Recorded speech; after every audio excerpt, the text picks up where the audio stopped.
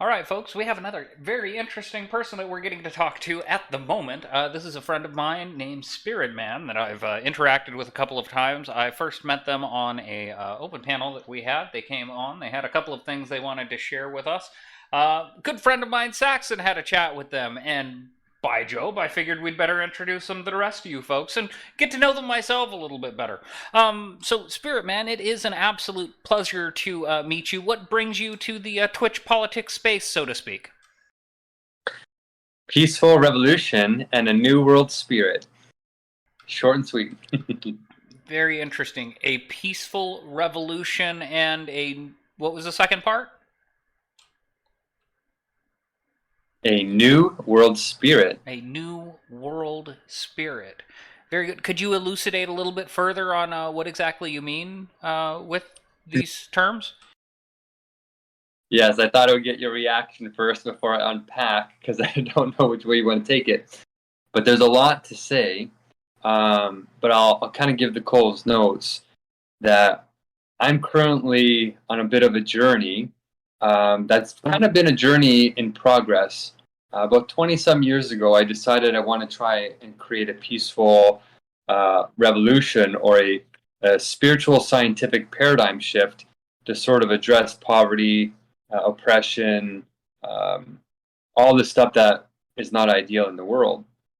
And now, about 74,000 hours later, I came across a philosopher named Hegel who really made this vision possible.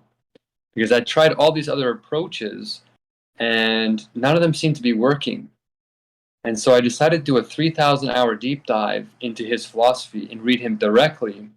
And that doesn't sound like something very, not much of an accomplishment. But if you've ever read Hegel directly, you get an impression very quickly that how he writes is not normal. It's actually excruciatingly difficult to understand what he's saying.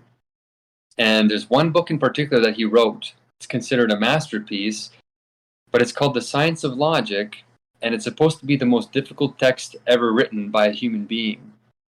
And so I studied that for 3,000 hours, and it was extremely agonizing. And when I got to the end of these 3,000 hours, something kind of miraculous happened, and I started to understand what he was saying. I broke through what was normally called meaningless verbiage. It's so dense, it doesn't seem to make any sense to anybody over the last 200 years. Hegel died 200 years ago, and to this day, nobody truly claims to understand what he says. But I think I'm one of the first people that did my homework and actually broke through the first stage. And I'm trying to reorientate people to his true understanding, because in it, I think, lies the answer to a lot of our world problems in a profoundly wise way that's missing today. I think a peaceful revolution is only possible with this kind of universal wisdom that only he proposes, but has been talked about in sensuous form for thousands of years in religious consciousness, mysticism, things that are not generally scientific or respected in modern society. But Hegel does put it in scientific form, and he's sublating, or he's bringing together impossible opposites that are warring in the world today. He puts them in this harmonious scientific system, which he calls infinite science. And he also calls it genuine philosophy. Today, we don't have genuine philosophy. I think what we need to do as part of this peaceful revolution is teach three things. And I'll just do a really quick recap of it, and then you can pick up where you want to go, depending what you think Twitch wants to hear. But the first part of the peaceful revolution is the culture part. If you don't have a strong culture and a culture that actually is wise, then you end up doing the opposite of what you intend to do. If you want to change the world changes you. If you want to do good, it twists you into your opposite. You end up doing bad. All these types of things are called dialectical phenomena. But Hegel teaches us how to engage with this sort of speculative irony in a speculative way that sublates or overcomes that. And you can actually be wise in a confusing world. Once that is taught, and we have a wise culture, we're going to create an app called WEWA.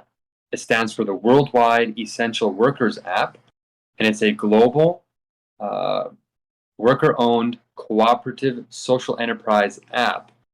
And it's going to be how we employ people in the future, sort of like how Uber does it, except in a different spirit, where everybody's infinitely valuable and we share through a new dividend that's tied to production and inflation. That's the short version. There's a lot more to it. But the last part has to do with this incredible technology called CRISPR. And CRISPR is this, like, it's moving so fast, this disruptive technology in genetic editing, where it's becoming possible to create designer babies. We're basically going to cure 75,000 human diseases in probably the next 10 to 20 years.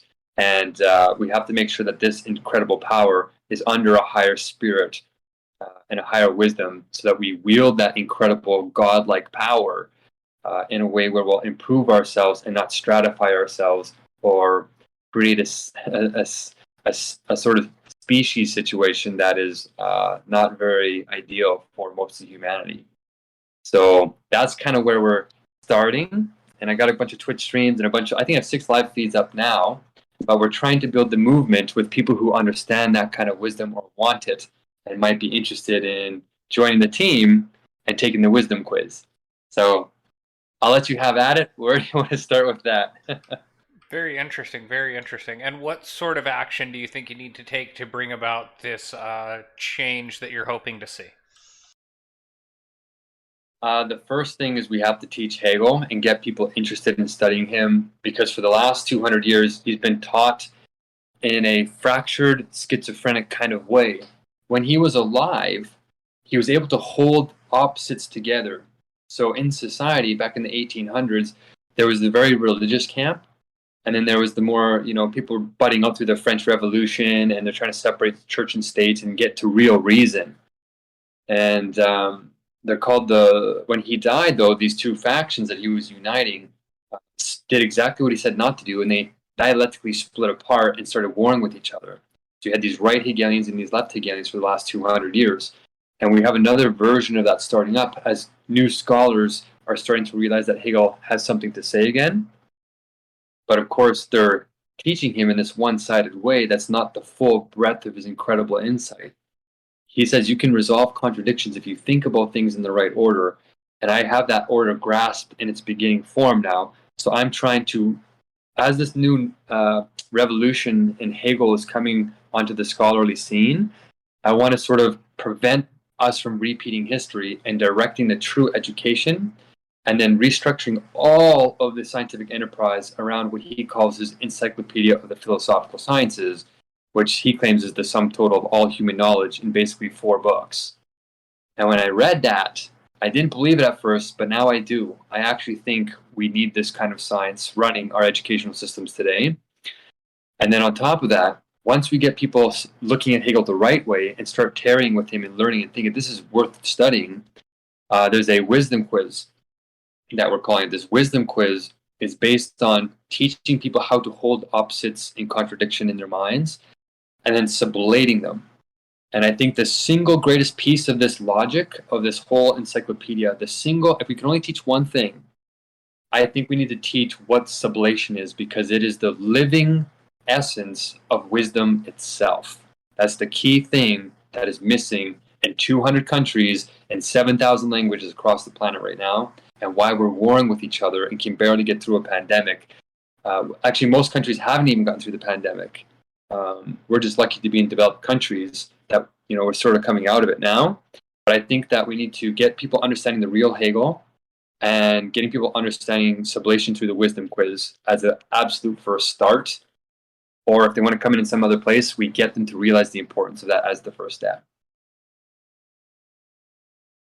Interesting. So the goal is to encourage people to take this test to promote higher understanding, or to encourage people to participate in the movement?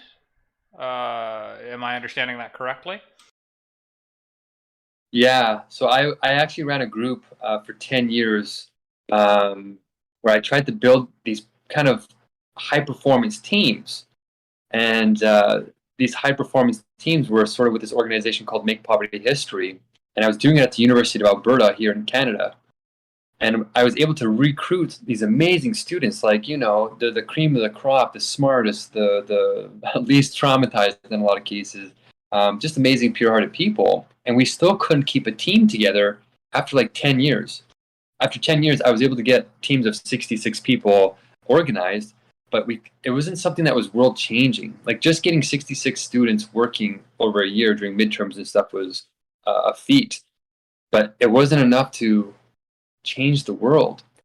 And so I discovered that there's something that we need to understand fundamentally about ourselves before a team can actually become genuinely stable and wise.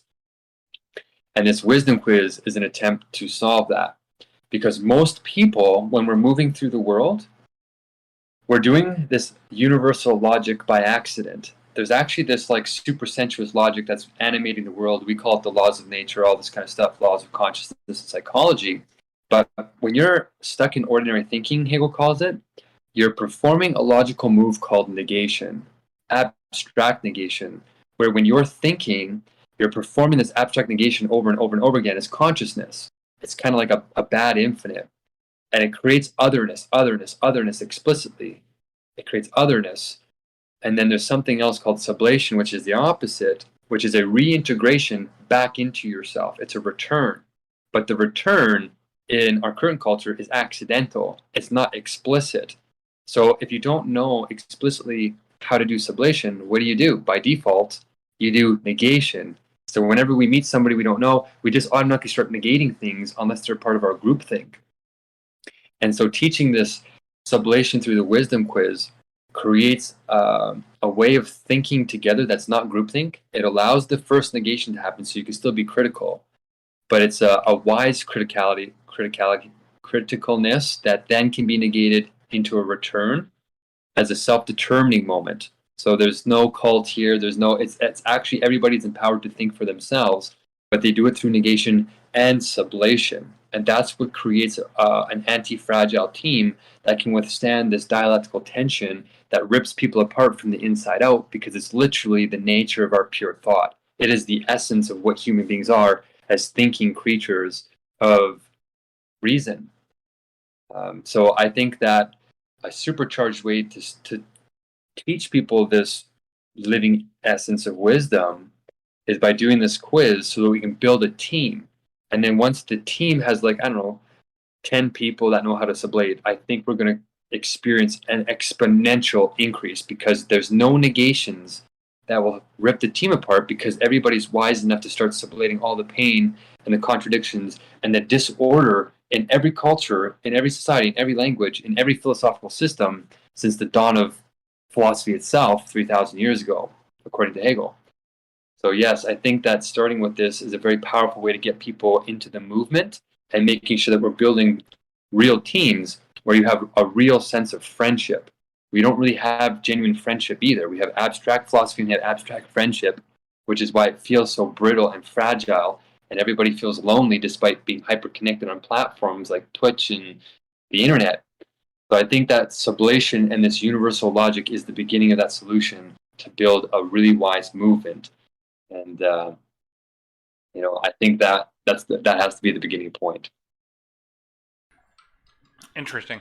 So we're hopefully encouraging people to participate in the test, which will give them essentially a role in the movement, and then we can build a community around the desire to participate in this change that is obviously idyllic on essentially a universal level. Yeah, and by ideal, we don't just mean it in a naive sense that it's in our heads only. We're shooting for utopia. Hegel wasn't necessarily for naive utopia. He was actually taught as a negative philosopher over the last 200 years because he's famous for emphasizing the fact that you can't get rid of that first negation. And a lot of people who are more naive and want to be in bliss and just pretend like everything is good in the world and everything will go fine. He's saying, no, that's naive. The world operates by negation and then the negation of negation. And he says a real philosopher actually doesn't run away from the negation. They go into it and then they find the truth that's lying behind it. And that's how you actually transcend this bad infinite that's this repeating cycle into a genuine infinite. And most people don't know what a genuine infinite is because they don't know that there's two infinites. So this is the radical clarity that Hegel provides people so they can start thinking clearly and overcoming this sort of stratification that's happening. But yes, it's kind of a way to encourage people to create this worldwide movement without being naive, but without being super negative and pessimistic either.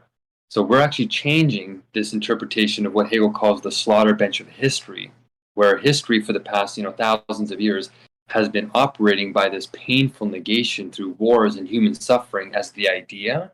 The idea works itself through nature. And so if we want to overcome that, not repeat this sort of terrible past, this painful past, we have to understand what Hegel is really saying. And nobody really has, which is why Hegel is still considered a negative philosopher. What I found after studying him for about I think it started happening about 1,500, 2,000 hours in, is that there's an inflection point that happens. Yes, the beginning of history is very brutal. It is this kind of slaughter bench of history where people don't know how to think wisely. And even our best religious teachers weren't understood well enough to actually overcome that. But once we start developing this higher level of reasoning, it turns into what he calls the notion. And the notion starts to sublate faster and faster and faster all these negations. And he says this is what real science is. It's more peaceful. But the ideal state, the ideal universal state, belongs to this higher spirit of wisdom. And he says that your citizens have to grasp this inflection point to break out of the slaughter bench, or else it'll catch them by surprise. And so what we're teaching is this wiser way to engage with your other, but see yourself in your other, and then sublate into a higher understanding over and over and over again as part of the ideal process. And that this is what science is supposed to do, is instead of having wars where thousands of people die just to uncover an idea, now you know how to engage with ideas directly through this infinite scientific process where we just do experiments to find out and decide things. And that's a heck of a lot more peaceful in terms of a global culture of truth finding. And right now, the reason why it's not happening, even though we have modern science, is that Hegel calls our current sciences finite sciences. They're dead science way.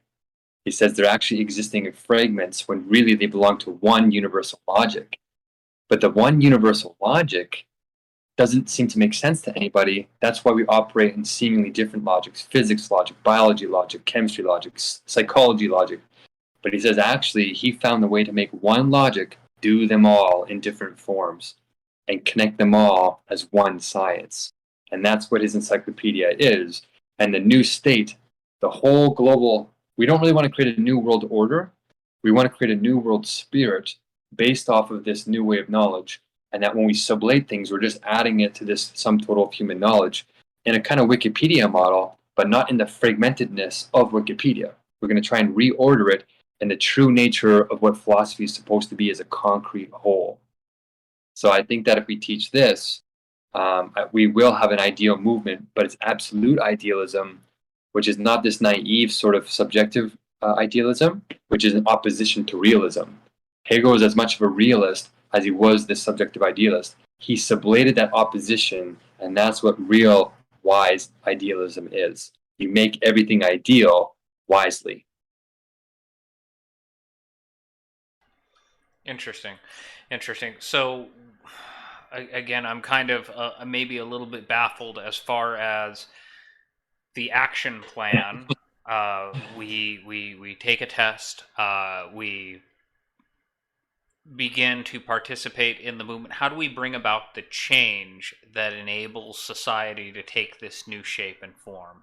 Like, what is the next conceivable step, theoretically, if someone were to decide that this is the thing that should happen? What is the next thing that needs to be done? So these are great questions, and it's got to be a pretty smooth process. So the first thing is, before people take the wisdom quiz, they're allowed to negate it. So what happens is, because people don't know how to sublate, they just cancel, right?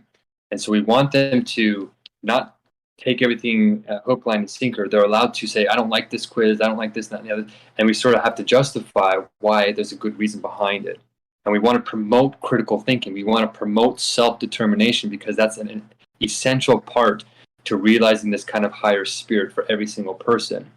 But once people get over that moment and they take the quiz and they get 100% on it, so you can't get into the organization unless you sublate 26 dialectics that are what we call the apocalypses. They are these really volatile dialectics, these contradictions in current society, what we call our epoch, right? So we call them epoch-ellipses, because if you don't know how to sublate it, then when you meet your opposite, you're going to explode with them, and the team is going to rip apart. And you're going to spend a lot of team resources just trying to heal things than actually getting things done in a highly productive manner or highly efficacious manner. So once people master the wisdom quiz, there's 26 starting dialectics that are really hard to sublate. But once we show people they are sublatable, it actually forms the beginning of a new education system for them. Because the world isn't just made of 26 opposite pairs.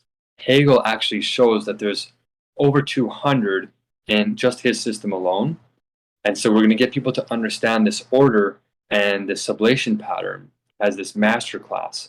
So once you finish the wisdom quiz, it's just the beginning of getting this new education system started where everybody's allowed to self-determine and increase their wisdom. So their wisdom score kind of keeps increasing as they sublate these dialectics that are messed up or conflated in the modern education system. Hegel was 10 times more clear, and he can resolve contradictions that are impossible today. Like, what's the relationship between religion and philosophy? What's the relationship between philosophy and religion? What's the relationship between art and philosophy, or art and religion, or art and the state? These things are not in an order, and most people think, well, how do you order those? That doesn't make any sense. But Hegel says, yes, if you want to be a genuinely rational thinker, our thoughts actually grow in a certain order. And it sounds really incredible, but it's kind of like a plant. Everything moves in this sublation pattern. Once we get people understanding this is the hard thing to think about. They become real scientists because we question our presuppositions on a whole new level. Once they grasp this, then we say, okay, if you want to start learning Hegel directly, which is a larger study, then people can do that on their own. And we have a document where we can assign people one-on-one sessions to do tutoring, which is what real education is supposed to be about. It's supposed to be like this Platonic, Socratic back and forth where every student feels important and their education is very valuable, rather than a cog in the machine where you just learn a fraction of what you need to so you can be a cog in some kind of system. So we're going to reinvigorate the living process of learning in almost a one-on-one basis. And then we're going to say, now that you understand how to sublate and you know how to build genuine friendships, then you can get into a life orientation where we say to somebody, okay, maybe you don't have time to study philosophy or Hegel or put time into this thing we call the synchronicity document. The synchronicity document is this document where we're taking the sum total of 3,000 years of philosophers and we're putting them in columns, and then we're saying, here's what they all have in common, and showing that we're all saying the same thing with different words. And it's all in this order that Hegel kind of shows us, because he studied them and put them into this order that I think is correct. And so once we get to know you, we go into these things called 11 life areas. And we say, human beings need a comprehensive healthcare system where they're not treated in Band-Aid solutions, but it's like, well, you go to the hospital and you sew up some kind of damage, but you don't solve the damage at home or the societal damage or the anxiety or whatever that's being caused in all the other life areas. But truly, we need to get people understanding and supported in terms of their physical health, mental health, academic health, their spiritual health, family, friends, intimacy, politics, finances, hygiene and style, practical things, and then dream goals and purpose. If even one of those is not doing well, it actually ruins your happiness for all the others, even if they're doing well. So once we get to know people and we say, hey, look, if you trust us and we trust you because we're allowed to think for ourselves, then we find out, okay, how is society oppressing you? How is the rest of your network not supporting you? And then try and find a way to get people on this more wise way of living, to create more time, to give to this wisdom process.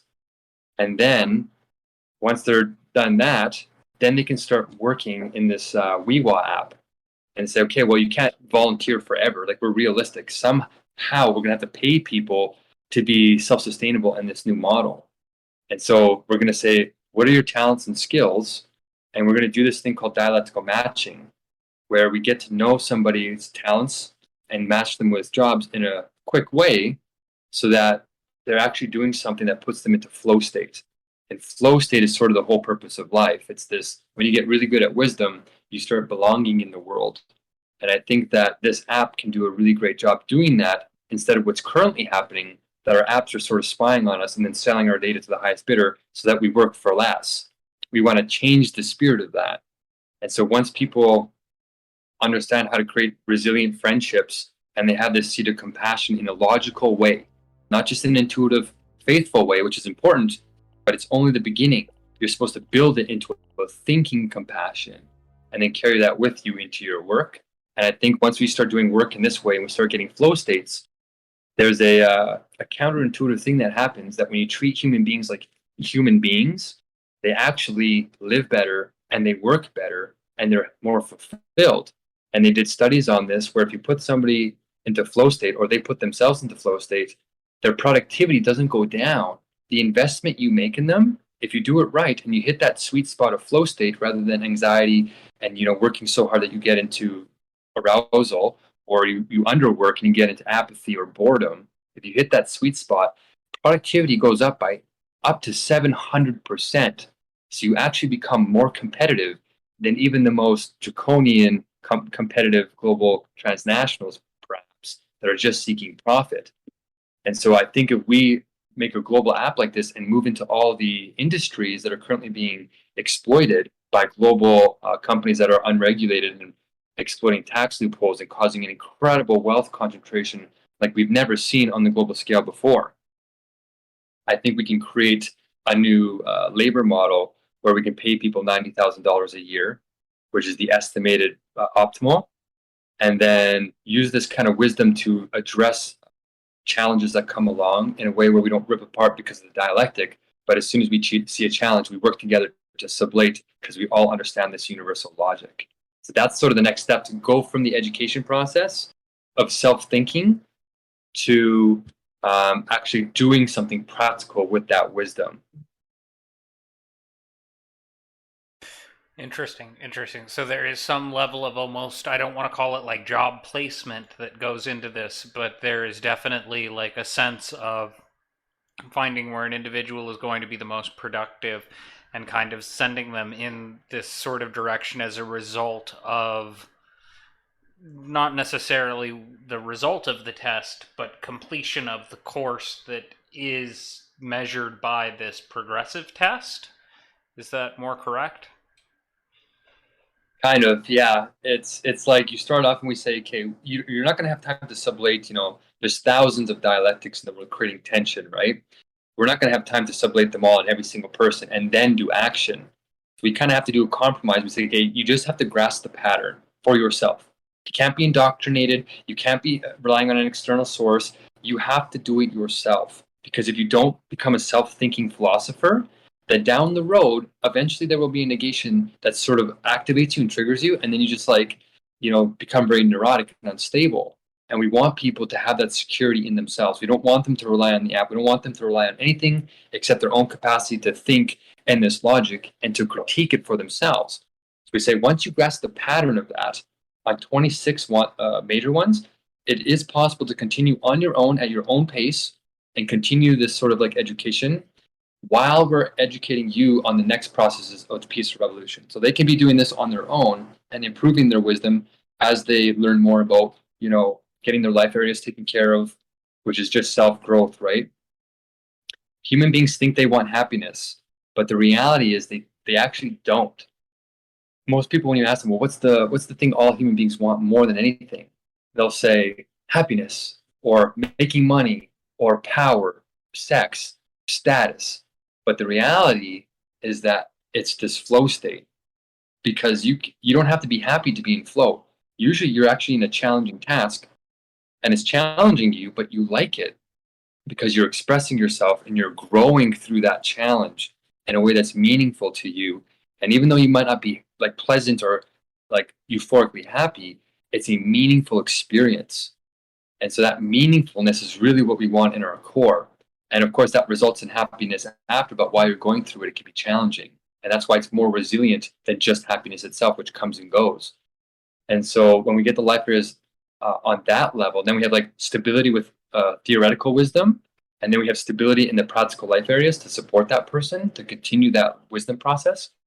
And then we get them to say, okay, it is a placement app, but the app is letting you do that for yourself. Because Hegel says, if you don't do that, you end up in Plato's Republic. And he criticizes Plato, even though he loves Plato, for saying that he was too universal. The state was too powerful, where the guardians got to dictate what people did. And when you dictate to somebody what they're supposed to do, you lose some kind of spirit in you. There's a dignity loss.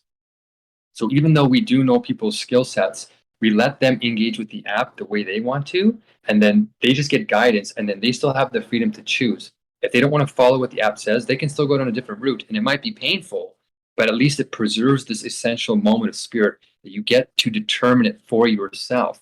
Self-determination in this whole is absolutely critical, and when people try to do this in utopic movements, they usually ignore one or the other, and it falls apart in either anarchy or in totalitarianism. And Hegel is accused of being a totalitarian because he advocates the whole.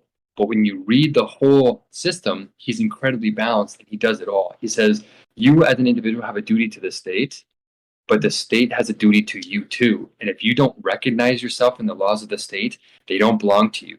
You can't have this higher spirit. You're going to have some kind of negation. So that's why we spend a lot of time allowing people to develop their own wisdom and understand that that's part of the process. Because when they start working together in the system, we still allow them that freedom to try and actualize their wisdom for themselves. And it's this perfect synthesis between opposites of anarchy, of what he calls abstract freedom, and this sort of universal state that we have everybody working together with these laws that protect all of us, right? He says genuine freedom is not this radical, do whatever you want. He says that has an element that has to be preserved. But that's in opposition to necessity, to determination, to law, right? And he says the real freedom comes from the sublation, the transcendence of these two. There's a freedom from freedom and necessity itself.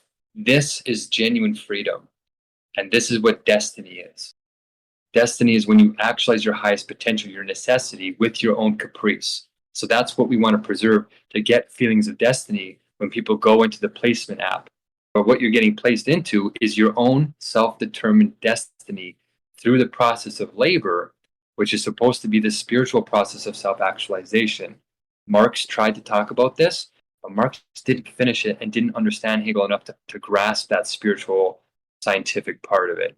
We're going to do it the right way and use an app that they didn't have 200 years ago that makes it actually realistic to do this immense coordination in real time. And that will make flow states a lot more resilient to get that productivity and that abundance flowing in a wise way, and not just this sort of indeterminate, naive, utopic way that people have tried in the past and failed. Okay, interesting. How much development has gone into this at this point? What sort of shape is this in? Is there an app that has been developed? Is the test been developed? How much of this do we have so far in reality? It's still fairly early, but I do have enough of the system set up to get people started, to start building the team.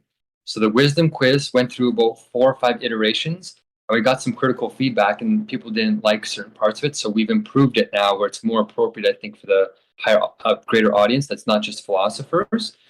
But there's 3 parts to it, and that's ready to take. I can send that to you or whoever wants to take it.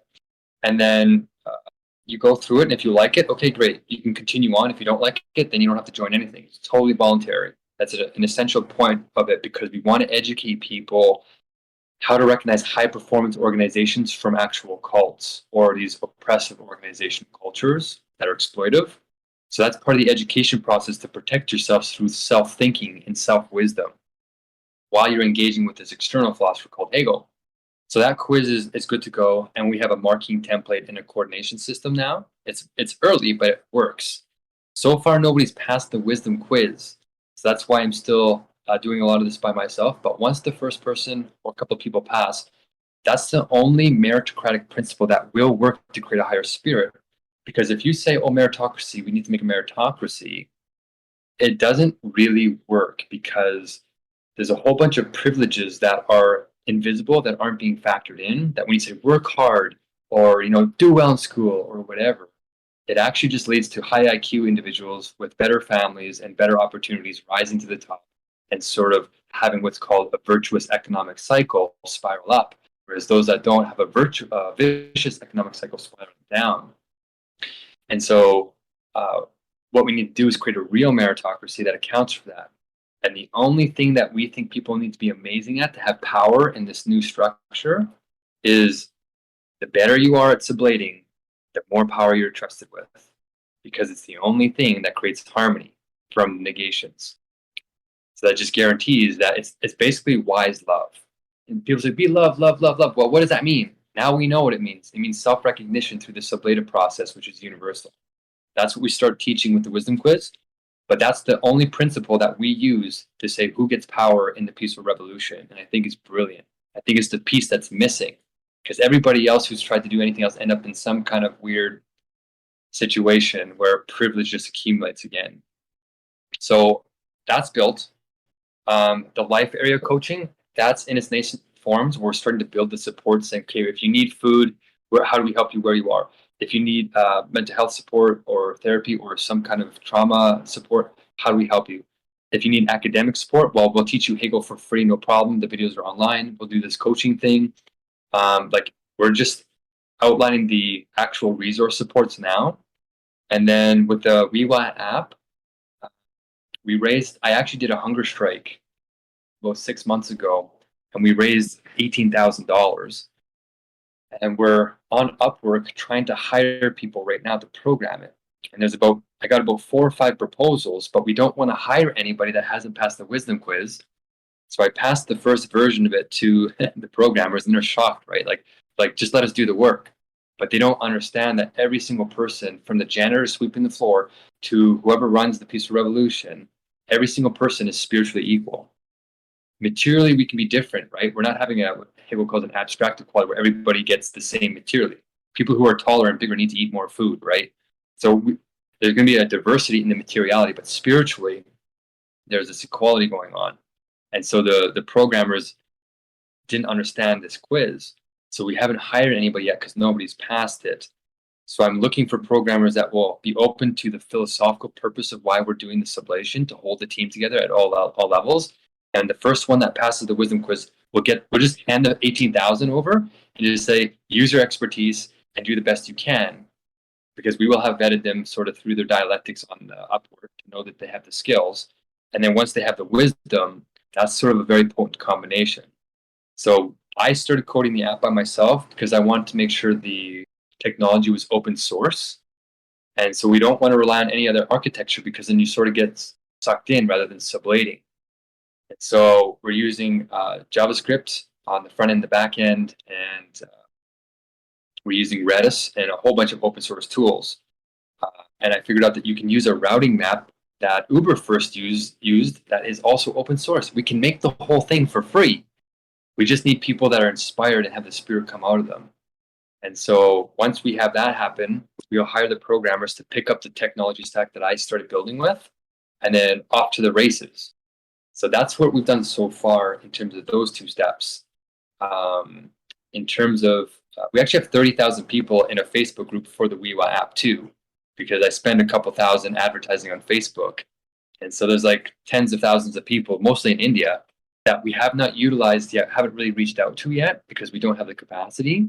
But it's all kind of sitting there, getting ready to be activated, and then sort of get the app working towards CRISPR, and then starting our own CRISPR labs, which is probably the least developed part of it. But that's sort of where we're at the moment. Very interesting. Very interesting. So it sounds like it is definitely quite a barrier to entry. I'd imagine that there are a number of people. I know that there are a lot of developers that are located in India. I'm surprised if you have a relatively large user base that you haven't been able to locate someone with the skills necessary among some of the people that you might have interacted with. Exactly. And what I discovered is that there's something strange going on with Facebook. I still like Mark Zuckerberg. I think he's actually protecting us because it could be a heck of a lot worse. I did work for Uber for a couple of years, and trust me, there's a different spirit going on. And I think Facebook is in this system of hyper competition where they're just doing what they need to do to stay on top. Because if they're not on top, something else will that won't care about protecting people. Even though all our data is being sold, it's kind of it's necessary at this point, even though it's not ideal. So I actually paid thousands of dollars to do advertising on Facebook because I was told it worked. But as soon as I stopped paying money, it's like those 30,000 people just stopped. It's like not a single like has happened since. And I'm like, how did that happen? Why isn't there people talking about this if they've clicked like? So there's something going on with the Facebook algorithm where I spent a lot of money and it didn't create a critical mass. It didn't even continue the growth. And then we kind of found out later that I was actually going to all these golf courses around my city. I went to like, I don't know, 28 of them. And I was sort of doing this sort of like peaceful protest out there trying to get the wealthy on board as sort of our guardians in a certain way. And there was a road construction crew outside of one of them. And he came and said, I love what you're doing, because there's a lot of blue collar workers kind of like me who are really realizing something's not right in the world. And so they came up to me and said, we love your message. Like the whole crew is just like, we love what you're doing. So please tell me your website, blah, blah, blah. And so I told them, and then he was the foreman. He went off and, driving down the road, and then like about half an hour later, he comes back and says, hey, I tried your Facebook and everything. It's like, nothing's popping up. I'm like, did you type the name exactly? And he said, yeah. So he gave me his phone and I typed in the name of my Facebook group exactly, and it didn't pop up. And I was like, what? So is Facebook, when you start paying lots of money, do they actually restrict your advertising organically to kind of get you to keep paying? And so I did a little bit of an experiment. I just stopped paying to see if the growth would continue, and it didn't. So now I don't know if those are fake people or if there are people that are even getting our messages or what is happening. But I got a couple of warnings on my Facebook group, and there's all these restrictions now, and you're not even really sure what you're paying for. But I did get a couple of Facebook like marketers coming to help me, and they didn't really they were trying to get more engagement, but it didn't feel quite, something felt a little bit strange. So I want to learn what happened there before we spend a lot of money again. But you're right. I thought I would have triggered at least people that would be like, I want to, it was in India. They're some of the most marginalized. So I thought they would be very passionate about this, which is why if you go to our YouTube channel, Spirit Peaceful Revolution, our main video was actually made by a couple of Indian women who did in the beginning find out about us and were inspired. So there's something going on that's unusual there. And we're still looking for those programmers. So that's a great question.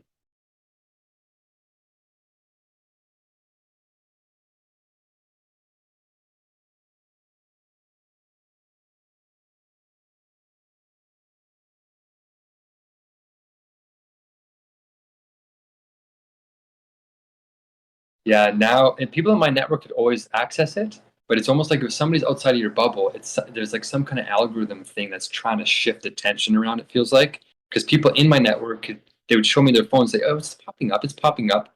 But like it was such a random occurrence that I went to this golf course that was completely out of my normal path, right? So all the algorithms couldn't predict that I was going to end up at this random golf course. And then the foreman, who I totally didn't know, I probably was like 6 degrees of separation away from, he tried accessing, and then it came clear that, oh, it's not actually reaching the world. These Facebook groups aren't actually viewable by the whole world. So there's something going on with the algorithm. And it was actually an incredible learning experience. The whole journey has been a sort of, you don't really know how tight things are in terms of the system you're in until you start challenging them, right? So I think that we are, okay, I don't want to be, I want to kind of stay positive, but I'll say something that's a credible source. I really love in Canada something called the Massey Lectures. There's some of them, they get these really great scholars in who do a lot of peer-reviewed research. And this one guy came on there and he said, he's a scholar. He's talking in like really professional tone and, like very good research. And out of nowhere, he starts talking about this digital revolution stuff. And he says, hey guys, just letting you know, even the researchers are concerned about what's happening. He says, we're actually being corralled like cattle by these invisible pens that you can't see. He says they're being built right now. So he says you need to start paying attention.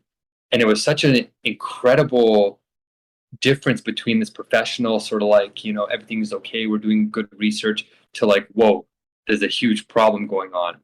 It was kind of jarring because, this Massey lecture stuff is really politically correct and really sort of sanitized. And for him to have the confidence to say that and to such a big audience was really sort of a wake-up call to me that what I was experiencing was the same thing. And the system is the problem. We shouldn't be blaming the people. We're all kind of trapped in this. That's why we need to create our own app that is about self-determination and a greater liberation with this wisdom. So I am looking for a way to build a network organically to kind of get outside of this corral. And that's why I'm going to unconventional places like Twitch. I found out about Twitch because people saw me on YouTube and then told me about Discord. And then on Discord, they told me about Twitch. And then Twitch kind of led me back to you guys on Discord. So it's very organic. And we have to sort of build this network one person at a time to sort of get the kind of core going. And then from that, it sort of starts, one person talks to another person, and we start going exponential that way. So that's my new strategy, because I did do exactly what you said, and I was surprised by what happened. I spent a lot of money.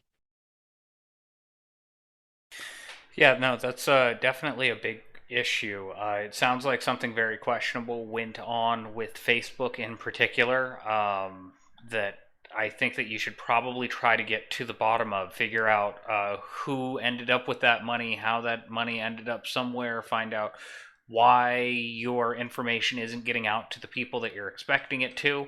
But another thing is, I would always encourage everybody to branch out to as many possible platforms as you can, because sticking to just Twitch or just YouTube, you're not going to reach as many people as you can. I'd say you need a Snapchat, you need an Instagram, you need a TikTok, you need a Twitter, you need everything, and to have everything kind of pointing back into the same direction, or at one another, to try to build everything as much as possible. And then as far as spending money on advertising, there are ways to do it, but you definitely need to make sure that you understand exactly what you're getting for your money. Well said. And I did try and do my homework. We had like, I'm not very comfortable with targeted advertising, but I learned the system, and there's a pixel thing that you can do where you can track people and all this stuff. And I left that pixel off because I felt like it was too invasive. So we tried to be as targeting as we could without that extra knowledge. And there's actually people who are Facebook experts that did come to me and offer their volunteer support and say, hey, we're gurus, we're amazing at this, we do it for our own company, we will help you. And they said, we want that pixel data. And I'm like, oh no. I said, that's the only thing I didn't turn on. And they said, no, that's the treasure trove. Like, that's where you get into people's heads and you know exactly what they want and they're subconscious. I'm like, no, that's the thing that we don't want to do. Like, that's the thing that, in order to continue building trust with people, we can't use that easy, low-hanging fruit. And so they weren't even able to help me. So like, we're kind of stuck in this, if you have a lot of integrity, you're sort of stuck in this double bind, which is why it's so hard to grow in this kind of system. That's why I'm literally going to the philosophers and the people that sort of are looking for wisdom and saying, do you understand this message and how difficult it is? It's worth doing. And I'll teach Hegel. I did all this kind of hard work already, and I'm willing to teach it for free just because I think we need a higher spirit. And if we have that, I think we can start doing this organically the way it's probably supposed to happen.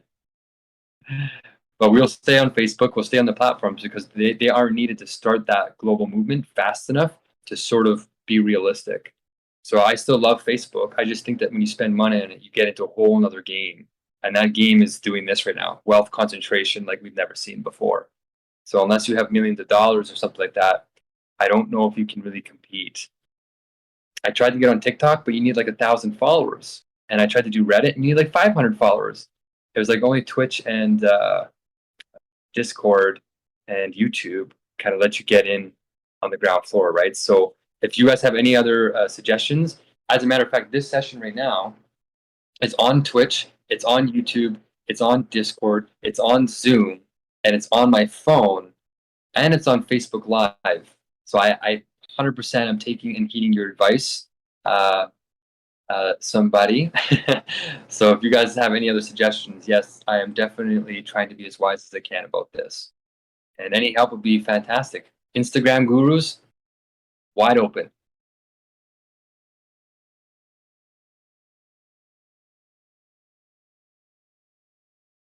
You always hear rumors about that guy that did the knowledge thing with the Lamborghinis in his car in the garage, that he made a decent amount of money with those ads on YouTube.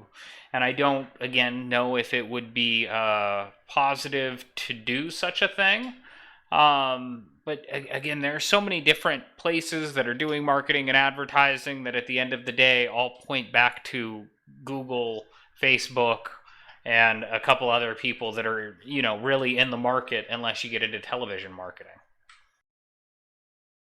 Yeah, pretty much. And not like we're against the man. Everybody in this peaceful revolution has to be essential. Even the people at the top are stuck in the system. So we really have to focus on changing the system, the spirit of it. But yeah, I was thinking about trying to do those advertisements, but I actually took a different approach here. And over the last couple of months, I was inspired by this guy on meetup.com. One of my Russian friends kind of came to me, and she's a philosopher. And she says, you have to go to these big philosophy meetup groups. They're actually meeting in videos, and like you can chat with them and tell them the real interpretation of Hegel. And there was an Oxford scholar there teaching Hegel for free on these meetup groups. And I was like, wow, that's incredible. So I went there to see if he was teaching it the same way I was. And he inspired me to start my own series and provide value on YouTube so that people can kind of come and learn on their own and not have to do this advertising. And I made about 38 of them now, and about 20, I think 23 of them are online in a playlist that you can watch. And they're called the 38 Sessions of Spirit. And they basically explain Hegel in a bunch of different contexts that might appeal to people who are looking for wisdom. So if you love Descartes, if you like Wittgenstein, if you are into Eckhart Tolle and New Age, if you are into like flow state and humor, what about if you're a Christian, if you're a Muslim, if you're religious in general, all these different areas, Hegel sublated them, and he makes people feel ideal in this right order. So I spent many hours making these 1 hour sessions so people can take it in bite-sized places, like bite-sized portions.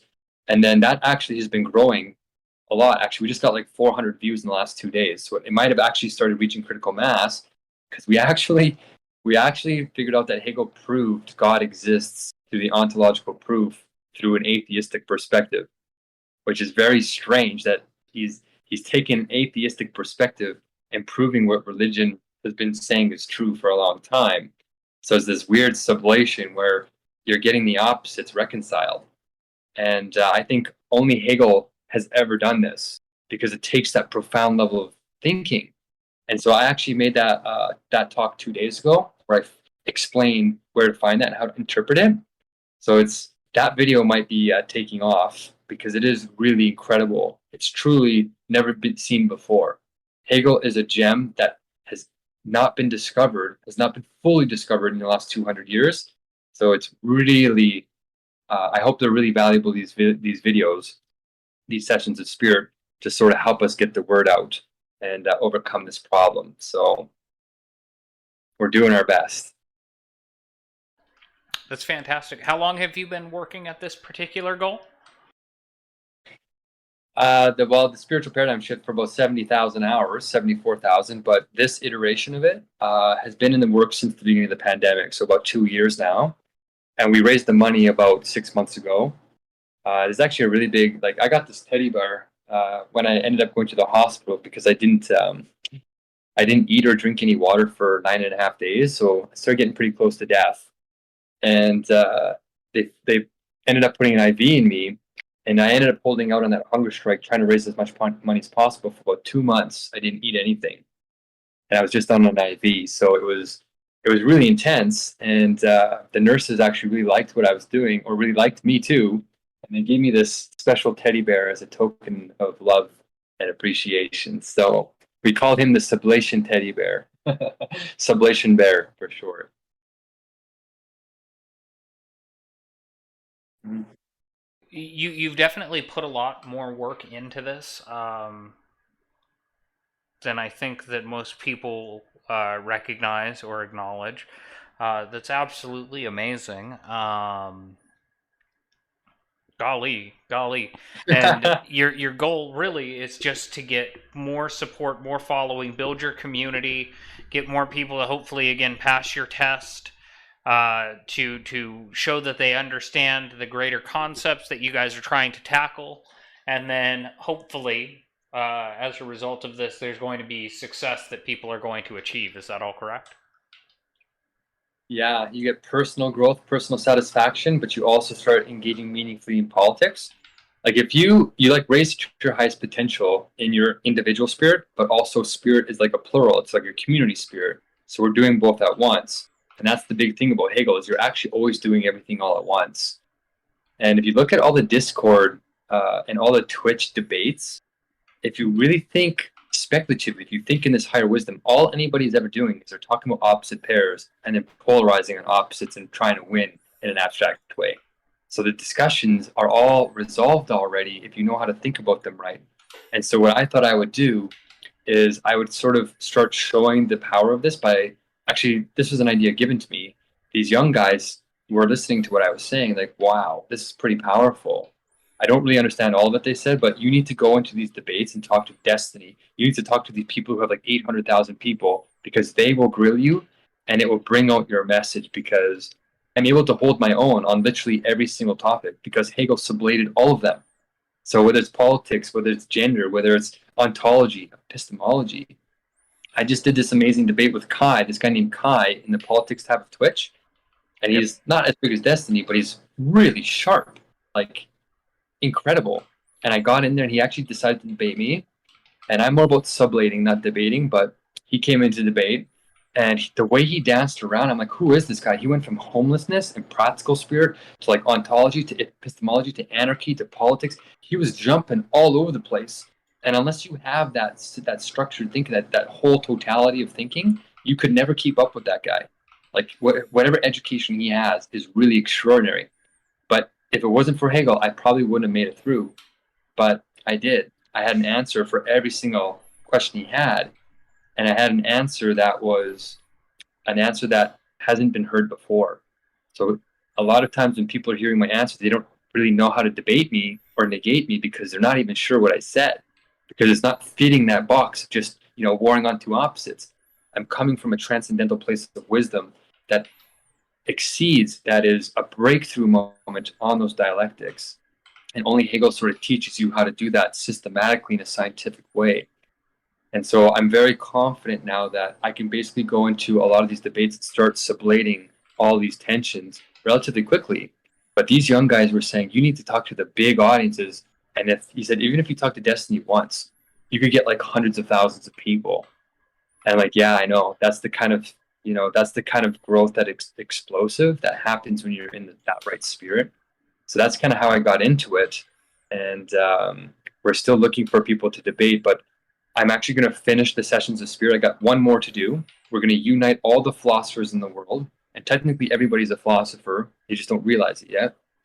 And once I get this course done, I'm going to start teaching another course. But I'm going to get the wisdom quiz kind of set up a little bit more firmly and get at least one or two people to help me start marking them in case we start getting more and more people coming in. And then we'll have a little bit of a process that's a little more fluid. And then maybe in the last week of September here, or last week of August, I'm going to go on Twitch and I'm just going to debate every single person in that politics tab. And then maybe go to Discord and just sit in there and just like talk to anybody who will chat. And then hopefully a critical mass will happen after 7 days of 15 hours a day. And then maybe somebody will say, maybe Destiny will notice, or somebody will know Destiny, or one of these other streamers. And then we'll get like a big boost at the end of that. And that's where the revolution, the peaceful revolution, will start to take off. Perhaps if I win, if I actually, sublate instead of negate in those debates, if I do a good job, that will happen, which has been happening so far. Interesting. Gee willikers. There are a lot of different people that you can talk to. The most important thing is finding potentially your topic that you want to talk about. You can't just hope to talk to an individual and have it hopefully generate a result, because frankly it very rarely is that easy. But you know, it is beneficial to try to talk to individuals. If you do want to talk to an individual like Destiny, I'm sure that I think if you subscribe to his thing and then go into his Discord, he does a viewer call-in thing at some point. There's different ways to do that, but really you need to find a topic and then participate in an interesting conversation, and then people will chat with you about that thing. Um, what are your? You say you want to participate in debates. You want to have these types of conversations. What are your topics of choice? Well, that's the thing, is Hegel's Encyclopedia of the Philosophical Sciences does it all. So it can be any topic: politics, economics, sociology, psychology, trauma, therapy, friendship, love, like all the life areas, basically anything physical, mental, academic, spiritual, family, friends, politics, finances, style, even beauty, fashion, dream goals, purpose, spiritual, all that stuff is now logically sublated. So that's why it actually doesn't matter. Like, it gives you the power to idealize anybody. And when I mean idealize, I mean bring the goodness out of them. Instead of just negate them and bring their limit out and try and crush them, you can actually just look for the truth in them and then pull it out. And if you know how to speak with these universals, it actually calls to the spirit, it calls to the goodness in people, and it causes our human nature to find its truth as genuine reason rather than our animal carnality, which is particularity, right? So that's what starts happening. And it's almost like anybody you come across, that's what's happening to me now. Is like anybody I come across, I can just recognize the amazingness in them. It's like I was going to ask you, who's your favorite philosopher? What's your goals? What would your topic be? And then see if we can bring the goodness in that too. Because you're doing it to me, but you have your own channel too. And you seem to be a little bit philosophical yourself, because at the debate panel, I really liked what you said, the one that we were on.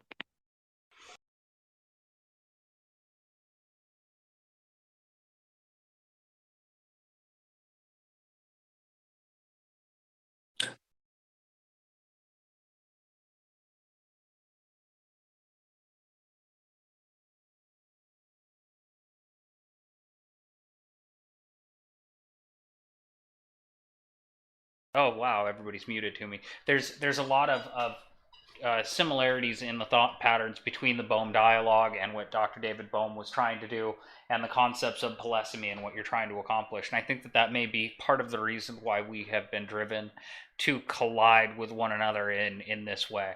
I've been playing around in the Twitch space for a bit of a while now, and doing a variety of different things, and playing the online marketing game in my own way. And I've kind of been put into this space from somewhat similar avenues as what yourself has been pushed into this place, but also from a little bit different perspective. I've spent a lot of time with Queen Alexa on the Political Shit Show. I've known Wick for quite a while, done the Dylan Bird's Hippy Dippy podcast thing, and hung out with Prime Kais for a while.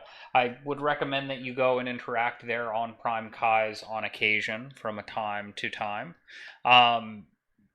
But yeah, I've played my own little games philosophically in the Twitch space, which is why we have the Somebody Online name, and why you will often find that I'm a little bit more apprehensive to place the concept on the table for inspection, because street epistemology has taught me the folly of proposing anything. But on the other hand, to analyze and seek the truth in any situation that seems to occur. Again, there's this amazing thing that seems to happen with the way that we try to describe the reality around us, and in the way that it seems to break down in the translation of a lot of these messages. And it seems to cause a lot of tension for people. And the ultimate goal is to try to alleviate that pressure by, I don't want to say distracting, but emphasizing the alternatives. Interesting. I love it. David Bohm, I actually have him in the synchronicity document already because you're the second person. I studied him when I was young. I love his holographic theory, right? Uh, in fact, that's kind of a little bit how Hegel, I think, sees the soul, is that the total of everything is already in you because every part of a hologram has the whole in it, right? And I mean, we added him because these other people are really intense about it. And he wasn't that famous of a philosopher or scientist, right? Because he was so out there that people didn't know how to really engage with him. It sounded very mystical. But when I read him, I thought it was pretty impressive. And so he's got his own column in the synchronicity document. We're trying to align his concepts with Hegel's. And this one you just said here, polysemy, and it says here the coexistence of many possible meanings for a word or phrase. That sounds very much like the sensuous version of speculative thinking, because our languages become speculative because the logic underneath them is also this speculative simultaneity that's happening. And I don't know if I'm doing a good job explaining his version. Am I getting close to it, or what would you say? So, I mean, that's fairly accurate, and I don't like to speak too much for David Bohm or tie polysemy to him as a concept. That's something that I found somewhere else, and it just seemed to travel down an orthogonal thought pattern. So it was a good tool to use, but polysemy, at least personal definition, the idea or concept of an individual word or idea having multiple different meanings to multiple different individuals simultaneously, or different meanings to the same person at different times, or sometimes different meanings to the same person at the same time. And words kind of move very far, and the words that an individual chooses to use to describe a situation will bring a lot of additional weight and merit into a situation, potentially. Mm-hmm. And we need to always be aware of the word choice that we're using, not only on an individual level, but the word choice that other people are using when they're describing situations to us, because they are trying to invoke some sort of emotional response from us through their word choice.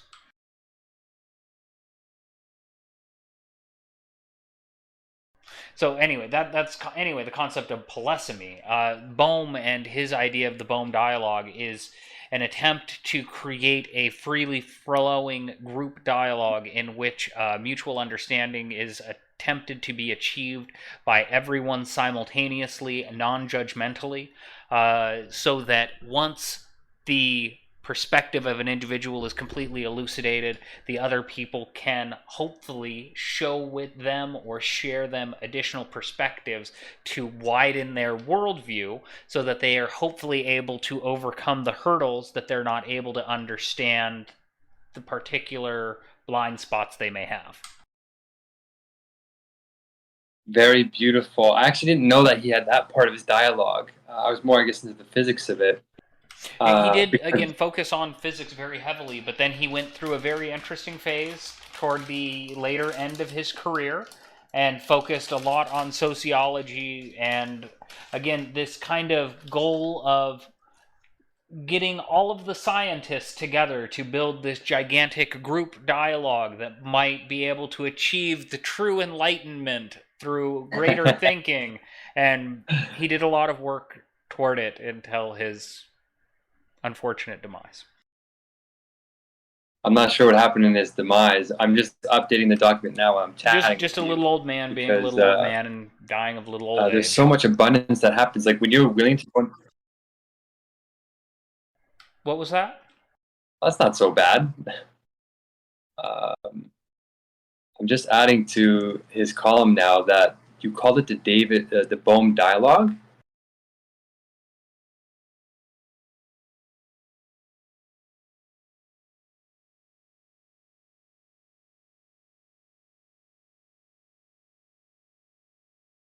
interviews with people like the Dalai Lama, and he's done interviews with a number of other great thinkers and speakers and scientists and things like that, just on the concept of discourse and dialogic learning in general. Yeah, because I have here, for anybody who's interested in David Bohm, I just like going into people's worlds because it's interesting. But I already have here implicate, explicate order. And I put that in there because I was surprised that he grasped that dialectic right, and that's actually critical. And I was really surprised that he hit on that because I remember reading Bohm like years ago, probably 10 years ago, and I don't remember that coming up, but it plays a big role in when you're communicating. If the totality is always present, oh, it actually really makes sense now. If the totality is always present, then it's always got to be either in explicit form or implicit form. And you can get to 100% explicit form, but then it's got to somehow restart itself. And then maybe it's 100% implicit form, and then what we consider determinate reality is like the alternating between those two. And that's kind of, if you're interested in that in that Bohm dialogue, I think that the parallel to that in Hegel's philosophy would be the science of logic, because it's the pure thought categories thinking themselves in their objective perfect definitions. So it gives you a way to define all these fundamental words in crystal clarity the same way in every context. That's why he calls them universals. So if I asked you right now, actually, let's do a little kind of experiment. You are hyper aware of language, and you're quite a great speaker. If I asked you, what's the difference between being, something, thing, and object? What's the difference between those? Being, something, thing, and then object. Consciousness or self-determination, self-motivation, self-awareness is the direction that I want to go down. Does Bohm say anything about those words? I couldn't tell you in particular. I don't have like a photographic reference to what he may or may not have said, but it wouldn't surprise me that he did. But no, not directly to my memory at the moment. Yeah, because when we speak with these really fundamental words, usually we mean the same thing, right? Well, thing and something are the same thing, aren't they? Or an object and a thing. You're talking about the same thing, right? And like, being, I guess they're all beings. So somehow being and thing are the same thing. We never think that these are actually radically different categories logically.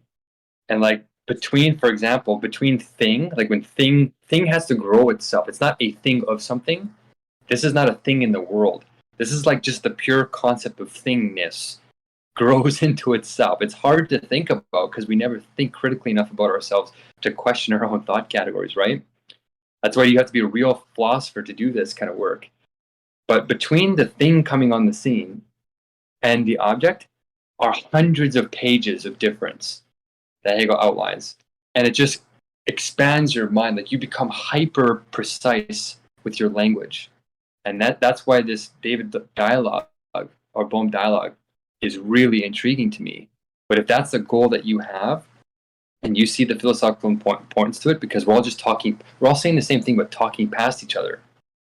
It's like the only thing that's tearing our species apart and unable to address climate change and the sixth mass extinction that seems to be unfolding, if the icebergs and the bees and all these extinctions are any indication, is literally the fact that we can't cooperate with each other.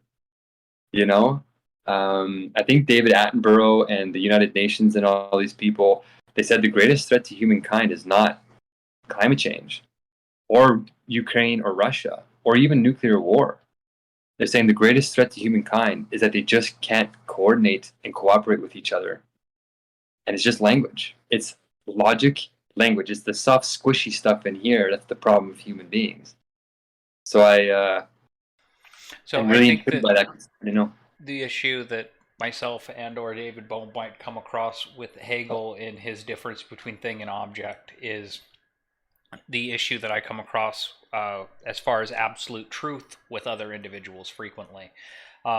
There are people that will try to choose a definition for a particular term and then try to use this definition universally across all fields. And it does sound like Hegel was doing a very good job of creating an effective handbook that does span across all fields to create some sort of universal terminology, vocabulary, or glossary that can be used for higher level thinking that bridges these different fields. But at some point, Bohm is going to say that this becomes extremely restrictive because now we're creating very rigid categories and strata by which knowledge has to be passed through, and we are handicapping ourselves, stopping any rhizomatic thought from being able to form and fill into these gaps. And we need to enable this group of people to be understood or to try to make themselves understood so that hopefully this group shared understanding can be achieved. So I'm apprehensive ever to try to define what the difference between a thing and an object and a being and a something are, because frankly, in what context do you mean? Because it can vary greatly. Not in the universal context, but the rhizomatic. Like, are you a philosopher professionally? Like, how do you know all these things? It's like, what are you doing hiding out on Discord? I hang out in Twitch. I am an autodidactic learner. I practice the rhetorical art and like to chat with folks. I went to school for anthropology and then went into business for myself and became an entrepreneur. Wow, that's quite the transition. But the diversity is really refreshing to me. And rhizomatic, that's who used that one? Was that Deleuze, or who said that one? Well, I stole it from my friend Kid Not Kin on Twitch, who probably stole it from Rhizome, because he's a big fan of rhizomatic thought. But all of these ideas tend to float around the space at some point and get lodged into the philosophy part of the brain, and then you do a little bit of studying until it smooths out all of the jagged parts. Yeah, somebody passed me one of his videos already, and I saw the comparison between these universals and this sort of like non-universal way of speaking. And I think the rhizomatic moment happens in sensuous nature, where it's all kind of like contingent and it's all sort of kind of has a little bit of randomness to it, which gives it this freedom, this caprice to do what it wants. And so that's where the rhizomatic moment comes in, but it creates kind of a chaos. It's a diversity in the unity. And so this kind of other universal logic is the unity that structures this sort of chaos into rational structures that can be communicated at all. And I think that you need this hyper unity and this hyper individuality happening at the same time. And when you see them clearly, you get the best of both worlds. So you can actually, because these are true universals, they have no particularity, no sensuous, no color, no nothing to them. They just have order. And then when you use them in the world, they come in an infinite amount of varieties. Different colors, different ways of talking, different languages, tons of different entry points. But I think that without some kind of universal systematic language, reason doesn't make sense at all. And I think we have to have both moments. I think we have to have that sort of randomness, and we sort of have to have these universals to grasp the full truth. And I think if we want to communicate in an efficacious way, we do have to have some kind of base definition of root words. And these words are base words like object and thing and something. We usually use them in synonymous ways. But if we use them in this more precise way, we can disagree on maybe what they mean. But I think if we do create a separation, we should be able to define why we're using different words in the first place. And I think that the thing is a more abstract category than the object. The object only comes out as a rational structure. It's the first genuinely rational explicit structure. Maybe Bohm would call it, the first rational object. pure being starts at the very beginning as the most abstract, is the most fundamental category of which all other categories are a form or a being. And then something comes about 4 stages after with its other. And then thing comes about 10, 15 chapters later. And then the object comes towards the end. And he says that pure thought is developing itself along these categories. And he says you can't define one category with just one other category. You actually have to have the whole delineation, because every word requires you to define it with more words. So in the end, you end up getting to a bottom where eventually there has to be a root word grounding all the other words, or else the definitions aren't anchored on anything. And Hegel says, I think that's exactly what's missing, is that we have reason in the world, but it's wishy-washy, and it's not really scientific language. It's just approximating it. Okay, well, you found the bottom of the hole. Now we get to radical anti-centrism. The fact that you can build any sort of rationale, you can take any sort of logical structure, and you start taking all of these components, and you start assembling your argument, so to speak, until you have this, this rationale that you have built, so to speak. But if you go all the way down to the foundations of any rationale, you're going to find like this mushy gray area where all of these fundamentals kind of start to fall apart and quit working at some point. And you'll find out that this direction that you're going in, as long as you're looking at the middle of the structure and like following the path of it, it's functional and it works. But if you ever like zoom out far enough and look at the entire thing, it's inherently a paradox. And that's kind of the issue with these fundamentals. Nothing is ever really built on anything except for a couple of assumptions, and then 20 assumptions later we can start building a foundation. That's like the most perfect way somebody could say that. That's actually right. How do we solve that problem? What if the foundation that's mushy, the assumptions, what if the assumption we begin with is just the cancellation of those assumptions? What if we start with a presupposition that is no presupposition? So let's say we just do a Descartes move, and I've said this in other interviews so far, but I'm saying it in different contexts. So hopefully people still find how universal it is. I'm just doing the same thing, and people that are following along will notice that it's truly universal. And what if we say, okay, fine, we can't trust any of our words, any of this rhizomatic development, or any universals we even think we know? Cancel them all, negate them all, and then what do you get left with? You get left with just the pure I thinking itself, according to Descartes. So he says the only thing you can be certain of is I think, therefore I am, right? But is that really the most fundamental thing that we can know? Well, Hegel comes along and says, actually, the most fundamental thing can't have any mediation in it. But the thinking I has to have more than one part to be moving, to be thinking, right? So he says there's an implicit assumption in the pure I that Descartes doesn't want you to think about, or Descartes doesn't want you to think about. Hegel says you have to negate that too to get to the true foundation that isn't this wishy-washiness. He says if you cancel the self, then you end up canceling nature, you end up canceling everything you think you know, including all the categories that you think you have in your head.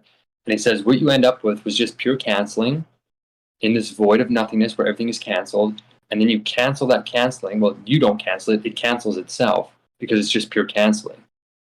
So once it cancels itself, it drives itself into less than nothingness because it can't become something. It can't become something more than a canceling.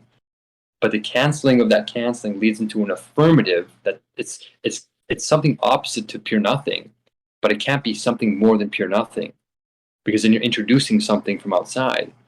So it becomes a sheer indeterminate immediacy. There's nothing, it's so little, there's nothing to compare it with. So you can't say what it is. It's like the Tao, it's like the ineffable moment. What if you made that the beginning? What if that's the presupposition, that's no presupposition, that's the only stable thing that isn't wishy-washy? And that's exactly what Hegel says. That's the only beginning that's truly universal, the only one. And he says, you try and do anything other than what I just did, he says, you're doing something more than nothing, which means you're making a greater assumption. And I was just like, when I first grasped that took me about probably around 2,000 hours. Around 2,000 hours, I finally grasped that. my mind just opened. I was just like, oh my goodness. First of all, I thought Descartes had the answer, right? So when he negated Descartes, I was like, how's that? And then when I caught the beginning, it just like it shifts the tectonic plates in you, because you can't think your way out of that. It's so clear. I don't know how you can make that wishy-washy, you know? If you try and do anything less than that, you end up in something that can't be communicated at all. It's not worth knowing, right? It's like, okay, maybe you can say something totally irrational, but then how is that useful in any kind of way? You know, I don't even think you can start with that even, because then it doesn't explain anything here. You can say, well, all this is an illusion. Okay, well, it's still here. Explain the illusion then. It's just so fundamental. And I thought, well, what if I propose that to you? Have you even heard that answer before? And what do you think? Is that the true beginning? That's what Hegel calls pure being. That's the first category. And then that turns into pure nothing. And he just builds all the categories from that. And it's just, wow. So you got me again to the bottom of it all. The only axiom that I like to share with people, because it's the only thing that I feel is really truly defensible, is that people should be beaten up for stating their beliefs. And I think that when we get down to that deep down core fundamental level, and we are making that primary necessary assumption that you can't necessarily go beyond, immediately after that, everything becomes incommunicable to anyone else, and it becomes an entirely internal intellectual journey that you are going on for self-actualization, where we are striving toward attaining like some sort of like Buddhist nirvana.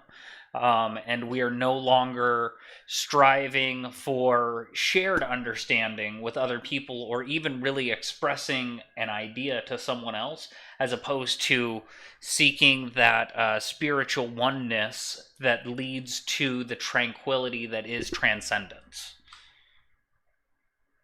Whoa, okay. You've done some homework here. Wow, I wasn't expecting that. Yeah, that's what's surprising. Two things are happening in my head when you're saying that now. What if this pure being, are you trying to say this pure being as it develops itself is going inwards and it is this Buddhist meditative transcendence, or are you saying that is not what it is? I'm saying that once you attain that state, it's impossible then to take it and put it onto paper and then transfer it to someone else. Okay, you're technically right if you stay just in that first moment. But he says how this logic starts up is when you're not there really. Like if you really cancel everything, it's just the pure thoughts thinking themselves. So pure, not pure, I guess, being, by its own inner necessity, its inwardness, its content turns into pure nothing. But then when it tries to know pure nothing, it just turns back into pure being, because you can't hold pure nothing there. It just immediately negates itself back into its opposite. And then this realization that there's two things, not just one thing. In the beginning, pure being and pure nothing are the same thing, but different. It's a distinction that is no distinction. And you're like, are we talking Buddhist koans here? Like, what the heck is this? He says, this is what speculative thought is. This is like policing me times, 1,000 or something. You do this movement, and then you realize that there's two things there, and that's becoming. This ceaseless back and forth is becoming, pure becoming. And then pure becoming recognizes that it has two orientations of two moments, and then they lock themselves, they cancel themselves, and they become a stable nothing that then negates itself into another being. But this being now is being mediated by this collapse of the two moments, and that's the first stable thought you can have. And it's an inward thought. All this development is happening inwardly, he says. And he says this is what the Buddhists are trying to do, but they stop at the pure something. He says as far as you can get with the meditation without thinking, he says you can get from determinate being with quality, or the first notion of reality. It goes inwards into the pure something. But that space between the pure something and determinate being in general, this space between them, this is what he calls the nothingness that is the being within self. And he says that's what the Buddhists are feeling intuitively. And it's all inward. But you can, once you understand it inwardly, you can explicate it, which is what he's doing in his Science of Logic. He says this is the inward world that people are feeling when they're mystically enlightened, but they can't articulate it because they don't understand the system of the universals enough to bring them into language. And so that's why the difference between philosophy to Hegel and religious consciousness is that religious consciousness can't think the universals. They can only be them and then use particular examples to make metaphors of it, which is why it gets really kind of sloppy, and why divine texts, even though they're divine, can be interpreted in so many ways that it loses the essence, you know? And he says philosophers are doing the same thing as the mystics in those texts, except they're putting it in pure thought in that systematic way, the true divine order of truth, I guess you could say, in the chaos, in the infinite variety of nature. So you get both worlds in their perfection, their ideality, perfect diversity and perfect essence. And I'm just like, he just like synthesized modern science with Buddhism, with the Tao, with Wittgenstein, with like Descartes, with like everybody. It's just like, holy crap, man. There's like 115 philosophies in his one science of logic. And I'm like, how come nobody's ever taught it this way before? Like the way Hegel came across my path, he came across my path twice before I finally got it. And the way that people teach him is so boring. Like what I just said to you, I've never read anywhere before, right? It's like nobody even got close to this kind of like true abundance of the guy. You know, he did his homework. He didn't publish a single paper until he was 37, which is like ancient. But anyway, I really appreciate your comment, because the fact that you are an anthropologist or you have that background, I think you appreciate the paradoxes of language and understanding. And I really just appreciate you saying that, because it's resonating with me. And I'm very curious about you now, because you are a bit of well, you're wearing glasses and a hat on like Discord, so you're a bit of an anomaly, which I think is really awesome. So I don't know how much more I should blab. We're at the top of the hour. How do you feel? No, it's completely acceptable and appropriate. Everything is good. A friend of mine that you've had an opportunity to meet, Saxon, looks like he's in the waiting room and like to join us. I'd like to also give an opportunity to the audience if anybody out there would like to join us. We were hoping to have Sinaticus join us. He has a new name that he's using, but I guess there was a miscommunication about time. He may be joining us at some point. We'll keep our fingers crossed in that regard. But I do like talking about this general concept.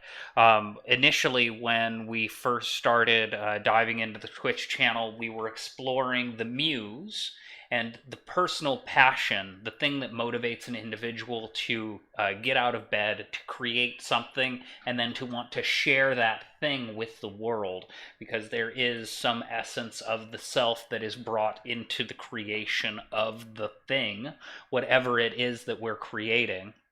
If it's a painting that you're making, if it's a poem that you're making, if it's a doctoral dissertation, if it's a new chemical compound that you're trying to develop, there is at some point some level of the self that is being, I don't want to say burned, but invested into creating this thing.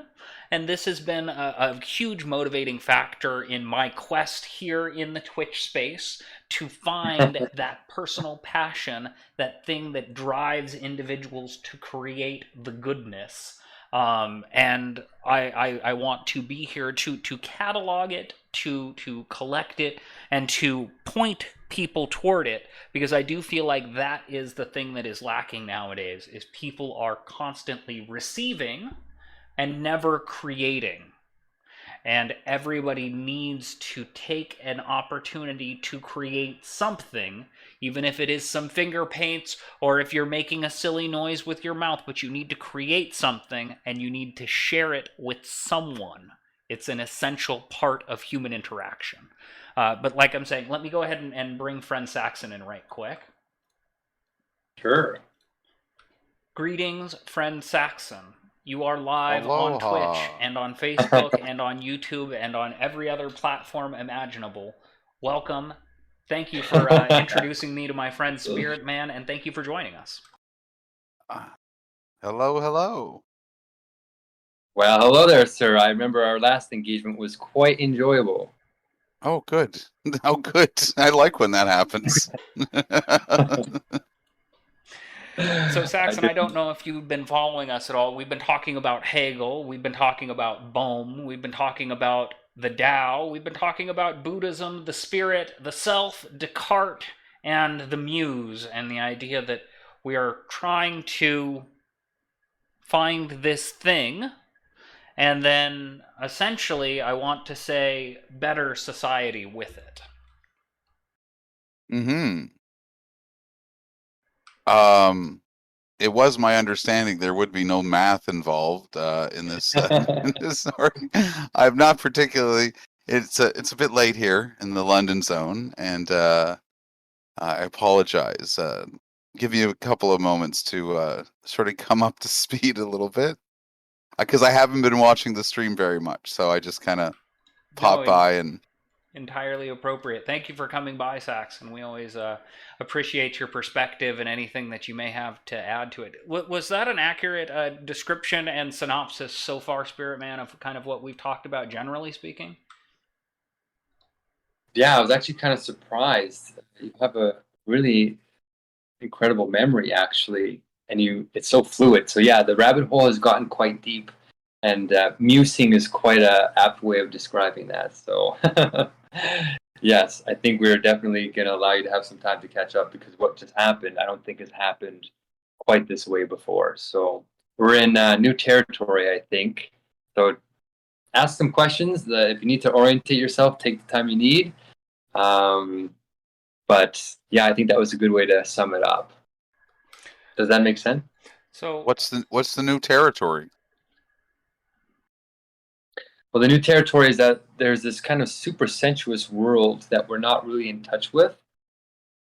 And we start thinking about it in this way that Hegel was talking about it, in a scientific way. The mysticism of like the last 3,000 years, that all these divine teachers and these guys that really, and these women that really felt like they were tapped into something deeper. They weren't just making it up. They weren't just charlatans. They could do this for decades, you know? It just makes people think there's something more going on, but they couldn't explicate it in a scientific way that we could actually investigate. And so what we just did here in the last hour or so is we built a little bit of a starting point that was stable enough to kind of get into this world through Bohm and kind of his Bohm dialogues, where he realized that we need to have some kind of universal language where we can start communicating properly. And so anyway, we sort of got down this rabbit hole in the supersensuous realm of pure thought. And then we sort of discovered that somehow, I did it through Hegel, somehow somebody here figured it out for himself, or he's really recognizing this starting point has to be this paradoxical ineffability that starts speaking itself. And it's inside of us. We are these categories. Like, it is on us. This infinite thing is in us.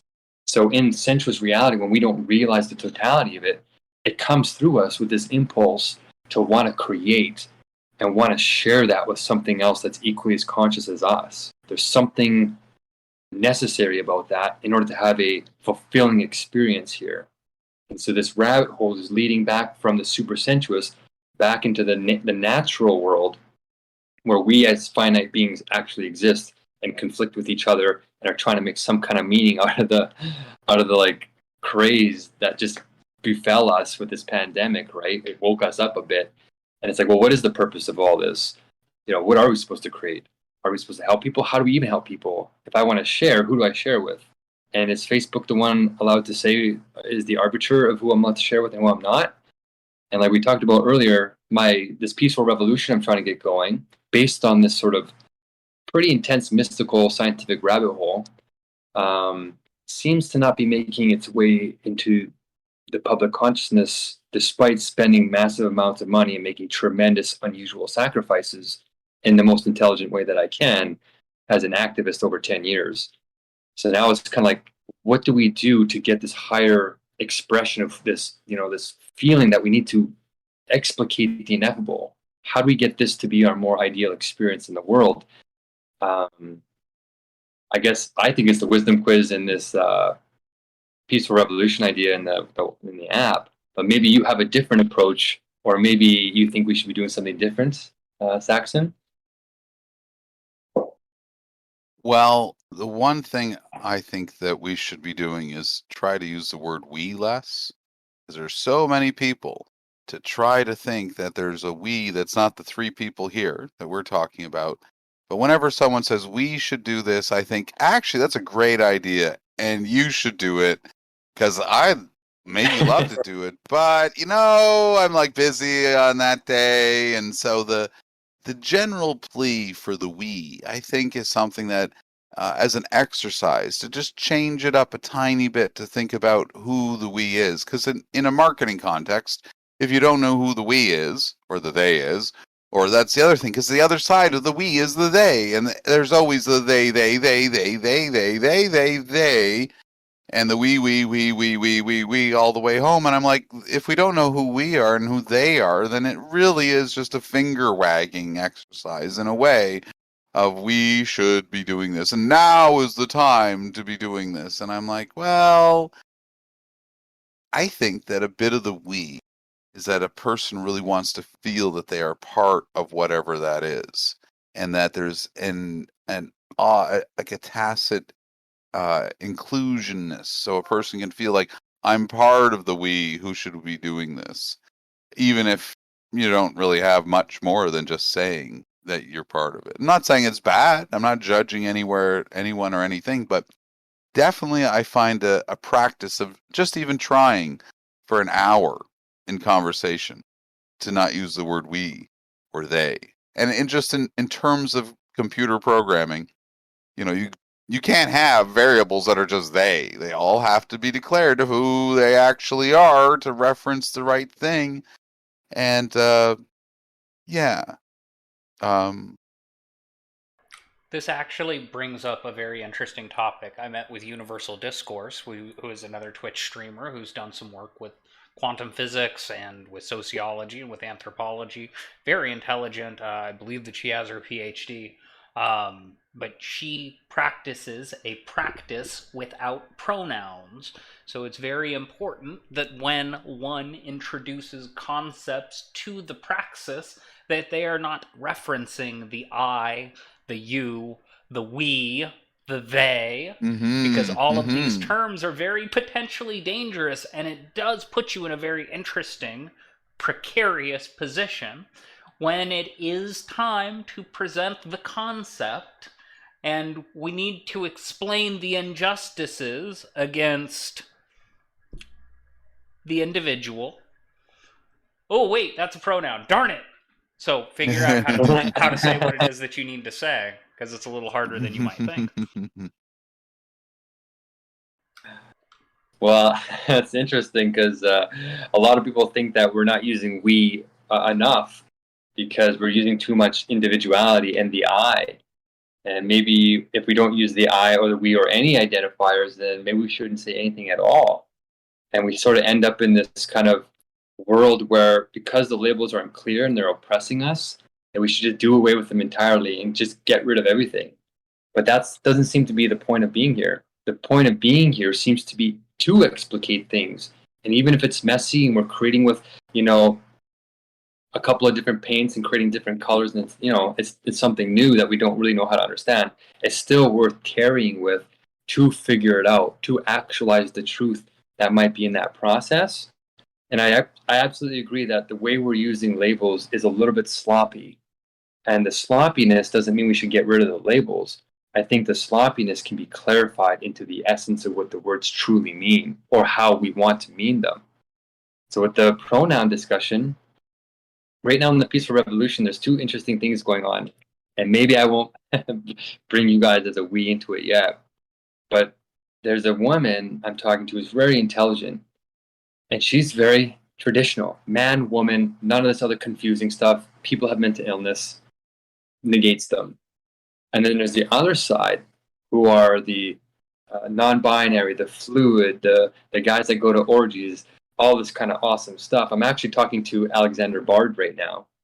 Somebody got inspired, and they put me in touch with his intellectual deep web Google group, and I'm actually talking with him.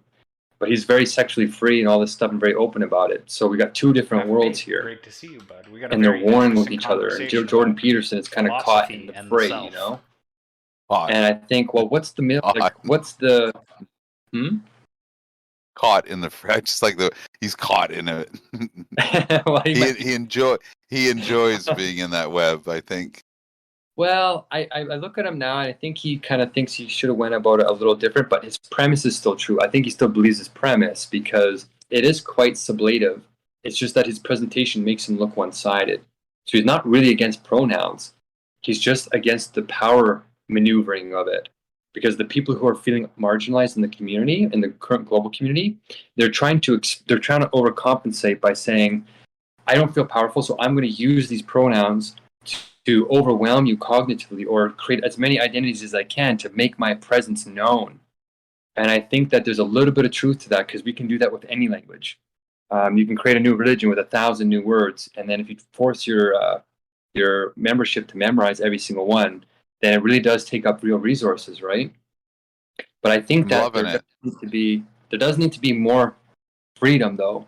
So I think the real sublation of these two opposite worlds and this language conflict to make words useful but not oppressive is if we use this sort of triadic structure, this thesis, antithesis, synthesis, but in a living syllogism, then you have to have four positions in any language game you play, whether it's pronouns or whatever. If you leave those four positions open, then you are having the full abundant freedom of any conversation that can lead anywhere you want. For the people that are thinking it's a power game in the pronoun game, all they have to do is say, okay, there's four orientations. I can handle four. Four is okay. But for the people that want freedom, they might think, well, that's oppressive. Now you're just going to their side because I'm non-binary. I have an infinite amount of identities. But the secret is that the fourth position captures that because that's the transcendental point.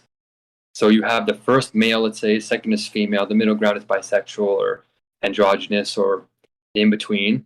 And then there's the fourth point, which is really hard to get at. And that's sort of like non-binary. But it's the gateway to if somebody wants to know more about your identity, you can fly all over the universe because that's the connection to the totality. So as long as you do those four, you get the best of the fluid-free, gender-free individuals. But you also don't have this restriction on the other side where you're overwhelming people. So you get the total freedom and you also get the cogency at the same time. And I think if we use words that way, you get this incredible clarity that can lead us towards synthesizing opposites that are never going to come together, whether it's the we and the they, or the pronouns and the conservatives, or whatever it is. I think this is the fundamental structure that if you do it right in this syllogism, we can speak about we's, we can speak about they's, and still have harmony, because we're just creating determinations and distinctions that is accurate and truthful knowledge that makes life worth living beyond just pure intuition. That's what makes us different from animals or less conscious forms, is that spirit is supposed to be the truth of human nature as thinking our soul, if you're atheistic, thinking our subconscious, or if you're a Bohm scholar, thinking the holographic universe through yourself so you can experience it for yourself. And that's sort of what the muse is, I think, in different words. Somebody is, I really like how you said that. It's not just you're supposed to do that and then share it with people so that you get a reflection of it too. It's extra enjoyable. So I kind of agree with you 100% there, Saxon. But I wonder what you think of this being a sort of solution to that problem. And would you want to become a we with me based on that? That's the kind of we, for sure. I was more speaking about the generic, non-philosophical discourse of the use of we and the aspects of it's not just the rhetorical flourish of we, but it's almost like an advertising marketing ism of we. But I agree with what you're saying about the real use, or the more, I don't want to use the word precise use of words, but something where you're not just being loosey-goosey all the time, to be able to attach an adjective or an adverb to a phrase or something, to be able to be more clear. And so the word we, as an example, is something that I guess oh geez, I wish it wasn't so late. There's a good thought in there. It's essentially um, that having a slightly more rigorous precision in language certainly goes so much further in being able to have people implicitly understand each other and to sort of have as a lubricant for discussion. So many people in the sort of general philosophy discussion worlds just don't want to get to answers. That's what I've really learned in this space. People, well, wanting or whatever, don't seem to have the tools at all to even want to have an actual discussion. And so the whole Bohemian, you know, it was only, if anything, just a tiny bit of a like, hey, here's an idea of some different way that you, the person I was talking with, could possibly actually just try. But today I actually heard people talking about Bohm, saying, oh, I hear it all over the place. And I'm like, oh, well, it's interesting. Because I don't think I heard it anywhere until I uttered it. But it was being used as a slur. It was, oh, those Bohm people. Bah. Oh, by the way, I've got some good news, buddy. There's one new person at the Mr. Girl server today. Oh, who is the new person that you met? No, I am the new person at the Mr. Girl server. Oh my goodness! How did this get remedied? What happened here? Your ban has ended. It all came together, just patience is a virtue, and to go out into the other out world and have a coming of age arc of experiencing all kinds of new and different things, and then to be able to really appreciate coming back to a place that one might call home, only to find it filled with degens. Well, we'll have to discuss that more when we're not on Twitch. Yes, I'm terribly sorry. No. Let's see. As far as the individual, the self, becoming the self, sharing the self, trying to manifest the true and proper idea, share it with other individuals. I feel like when one really truly does manage to find a way to put it on paper, so to speak, to continue the same metaphor that I used, I feel like it is fairly viral. It's going to spread very heavily. In the Dawkins sense, it is going to be a very good meme, and people are going to want to experience it and to share it with other people. So how to say, to be able to put it on paper is the goal, but also is impossible in some way. But not truly impossible. There are people that do it all the time. I think it's possible to do it, guys. And, I'm pushing the conversation in a certain way. And I think that you're very wise, Saxon, to pick up on the we thing. Because I start speaking in collectives, right? And sometimes I'm not aware of that because I'm such a bit of a communitarian that I also appreciate individuality. But when I'm talking, there's this sort of like, I don't know about you guys, but because this is being recorded, if it does get around, there's this understanding that language is going to make what it will of what we're saying, right? And because I'm really trying to create a movement for real, there's a sort of caution that now that I sort of understand the fabric and the logic of language, there's like whenever you see an abstraction, humor usually is created by a violation of something that's benign, something that's accepted. And then as long as you feel safe with somebody and it's truly benign, it's a benign violation. And that makes it okay to like laugh or violate somebody. But when you're in such a broad audience, like what we have with the internet, that negation is going to be taken out of context, and then you create a big rift.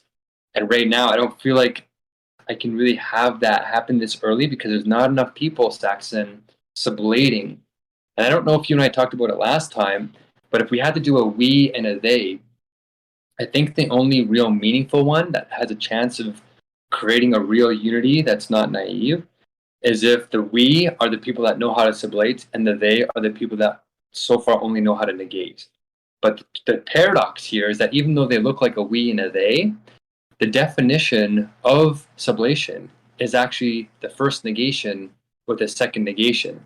So actually, the side that is the we already includes the they. It's just that the they don't realize it yet. And that's how it mediates and it transcends that divide while being in the distinction. So it's a useful way of saying, hey, look, there's something we have to agree on. But once we agree on it, you always were already part of it, just in an abstract way. So I think that if we make this sort of division based on that in this new peaceful revolution, then we don't get this us versus they, which is like, you know, what Martin Luther King or John F. Kennedy was talking about, where it's like you're always othering the other and they're the enemy. And then you use that to unite your people, and the division, the internal conflict, it goes away because you got somebody external to hate. It's like Armageddon Day when the aliens came. All of a sudden, the human race was like, you know, a clique. We don't need to do that. I agree with you, but I think the only concept that can transcend that is just the word sublation that nobody really understands. How convenient. So I really like that you picked up on that so quickly.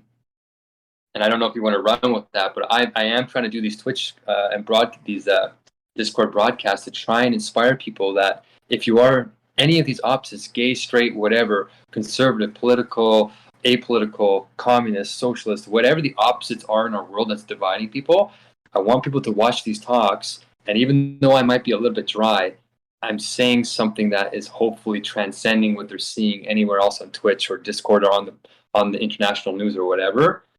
And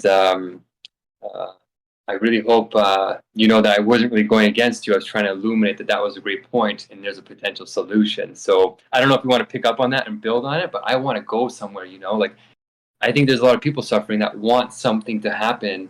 And I want to be that guy to say, hey, not only can I do something, but if we have the conversation in this sublative way, the amazingness in everybody can come out.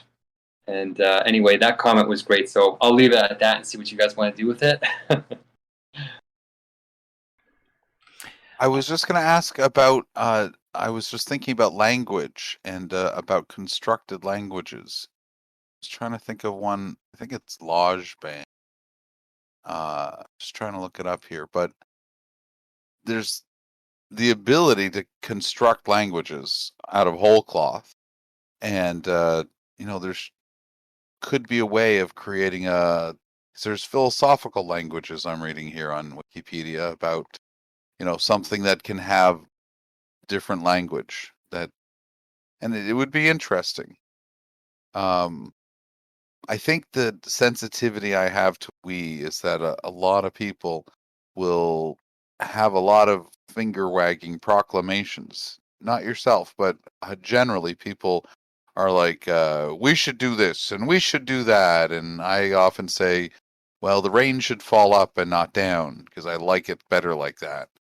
But the reality is sometimes very difficult. But when people put a we should do this, it feels like it's doable just on the basis of, well, if everybody was getting into it. And I'm not not circling into what you're saying, but just generally dumb ideas, basically.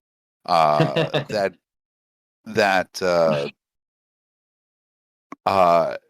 may be you know, equally difficult or basically just impossible.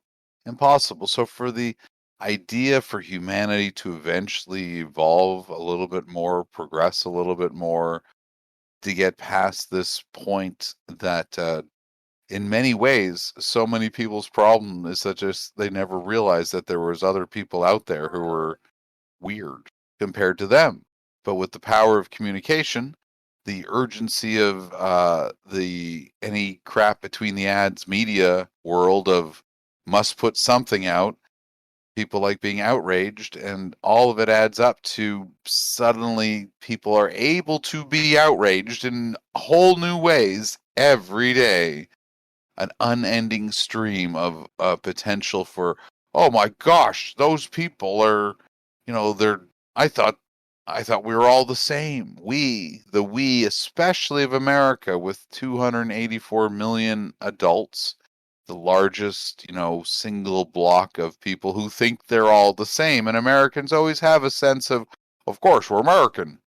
when actually there's a lot of different people in that, 280 million plus group, and then all the children and all of the differentness that people can in humanity have, or in America. There's like a huge swath of potential for people going, my God, those people are completely not my people, but they're American, so I should hate them, and maybe we'll have a civil war. And it's kind of like, well, wouldn't it be nice to have civil peace instead? That's too boring. So it is a difficult uphill climb for peace. I'm more of a waiter, and I'm happy, not a waiter, but I'm happy to wait. Patience is a virtue and all that. So humanity is obviously progressing, and but the push for the continued progression, I think, is not bad. And at least it's something to do, and it's not regressive. So it feels very generative. So rather than being a degen, it's just kind of cool to be able to want to generate things as opposed to just degenerate them. I don't know what any of that really means, but I hope that it sounds somewhat Well, no, it cogent. feeds perfectly back into what I was saying again, that we need to be people that create, not people that look at things that other people have created and then try to destroy these things. We need to contribute to society and build as a whole. We need to be accepted for who we are, and then acknowledge the fact that we will be accepted when we do create things. A lot of the greatest creations in the world have been made by people that have been outside of the normal mainstream, and a lot of the best creations are going to continue to be created by people that are outside of the normal mainstream. That's kind of the inherent nature of creativity. And again, you need to use whatever it is that is unique in yourself and create some way of sharing that with other people. You need to manifest your uniqueness into some sort of art. And again, I don't mean learn how to paint, folks.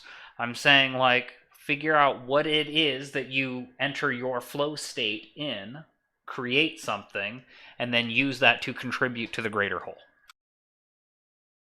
But if we have to talk about collective structures, like let's say if we're going to try and fix this wealth concentration that's happening incredibly quickly, we do have to cooperate in some way. And how do you get this diversity of creation, this generation that's unique, but in a way where we're doing it all together? Because sharing has this kind of contradiction in it, that you are yourself, but you're also in unity with another.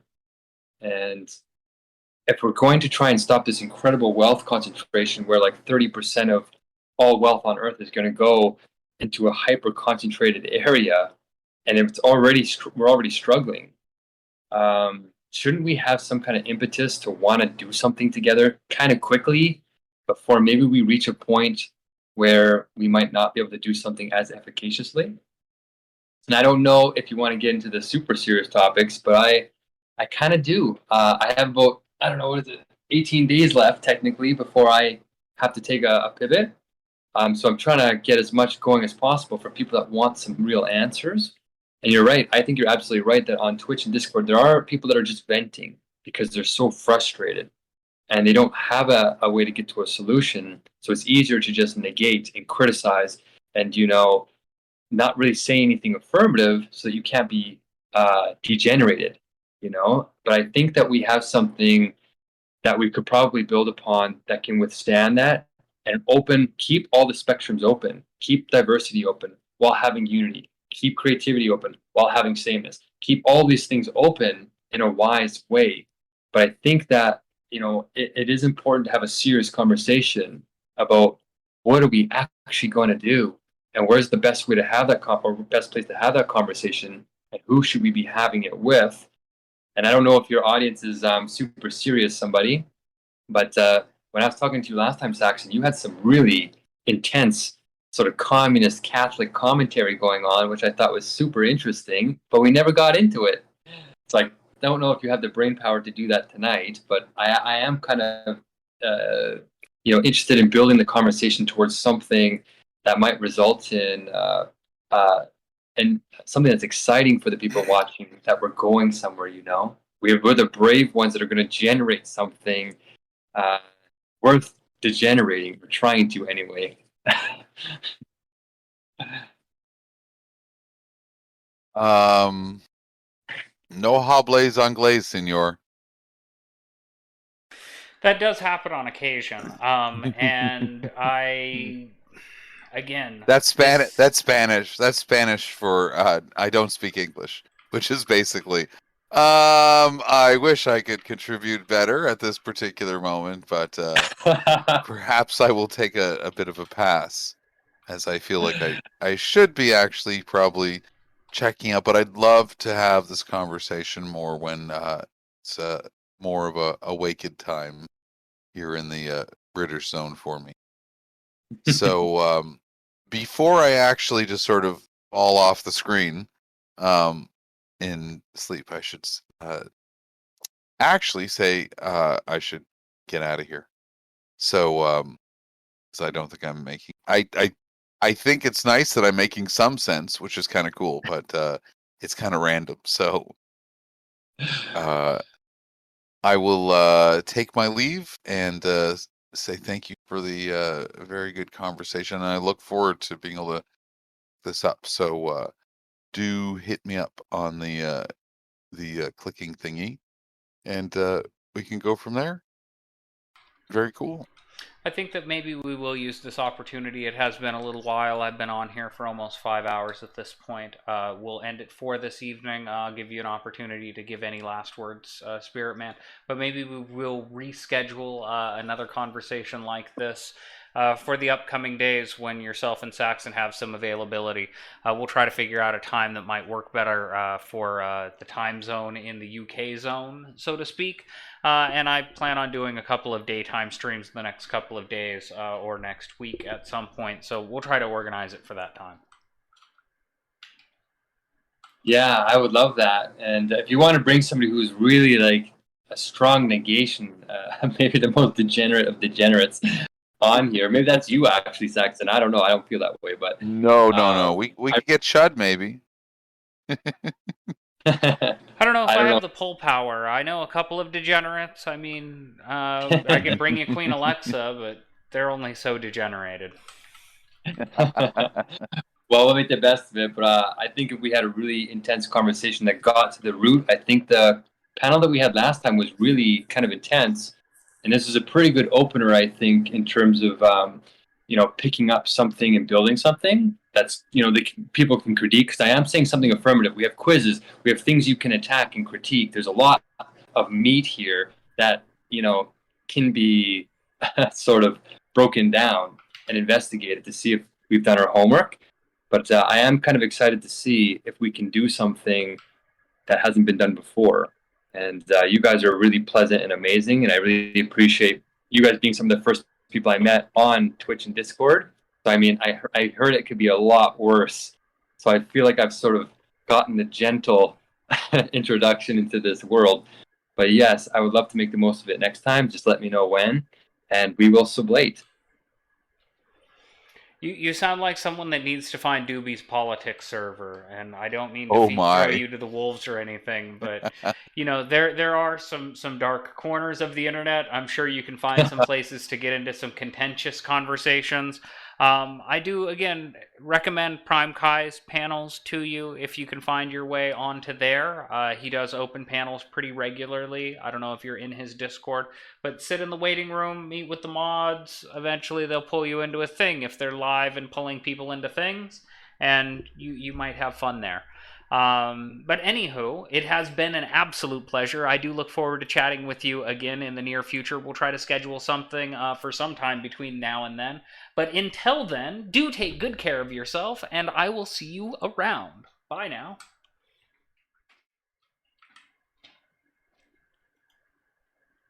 All right, folks, that was a lot of fun. We had a wonderful little chat with my good friend SpiritMan, my other good friend Saxon. There was another person that was supposed to join us, but unfortunately, it appears that they were not available for whatever reason. It's been a wonderful and interesting night, I gotta tell you what. Tomorrow's another interesting day. I don't have anything scheduled for us here on stream tomorrow. I have something that is taking place in the IRL space that may require my time and attention, but I will try to come back, my dear friends. I have some videos that I want to try to share with you folks before we do Thursday's panel about police interactions and things like that. So maybe we'll watch some videos, and I want to play some video games maybe. I'm learning about how these things work. Apparently there's this platform on the internet that Amazon owns called Twitch or something, where people play video games on the internet and people watch them do that. And so maybe I'll play a video game on the internet and people will watch me do that. But then again, I need to decide whether or not that's something viable for me to even do. Maybe I'll make a different Twitch channel that I can do that kind of a thing on. But yeah, we're doing this stuff, we're doing that stuff. I want to do some police interaction stuff. I'm not sure where we're going to be tomorrow, but same time, same place. Dungeons and Dragons on Wednesday, and then of course on Thursday we've got our police interaction panel. Join the Discord if you guys want to find out about future panels and potentially get yourself onto it so that you guys can contribute what you think on the concepts and topics that we're trying to share. But from here, for now, I will see you folks around. We'll have another chat in the near future, I hope. Take care now. I'll get you rated out in a moment.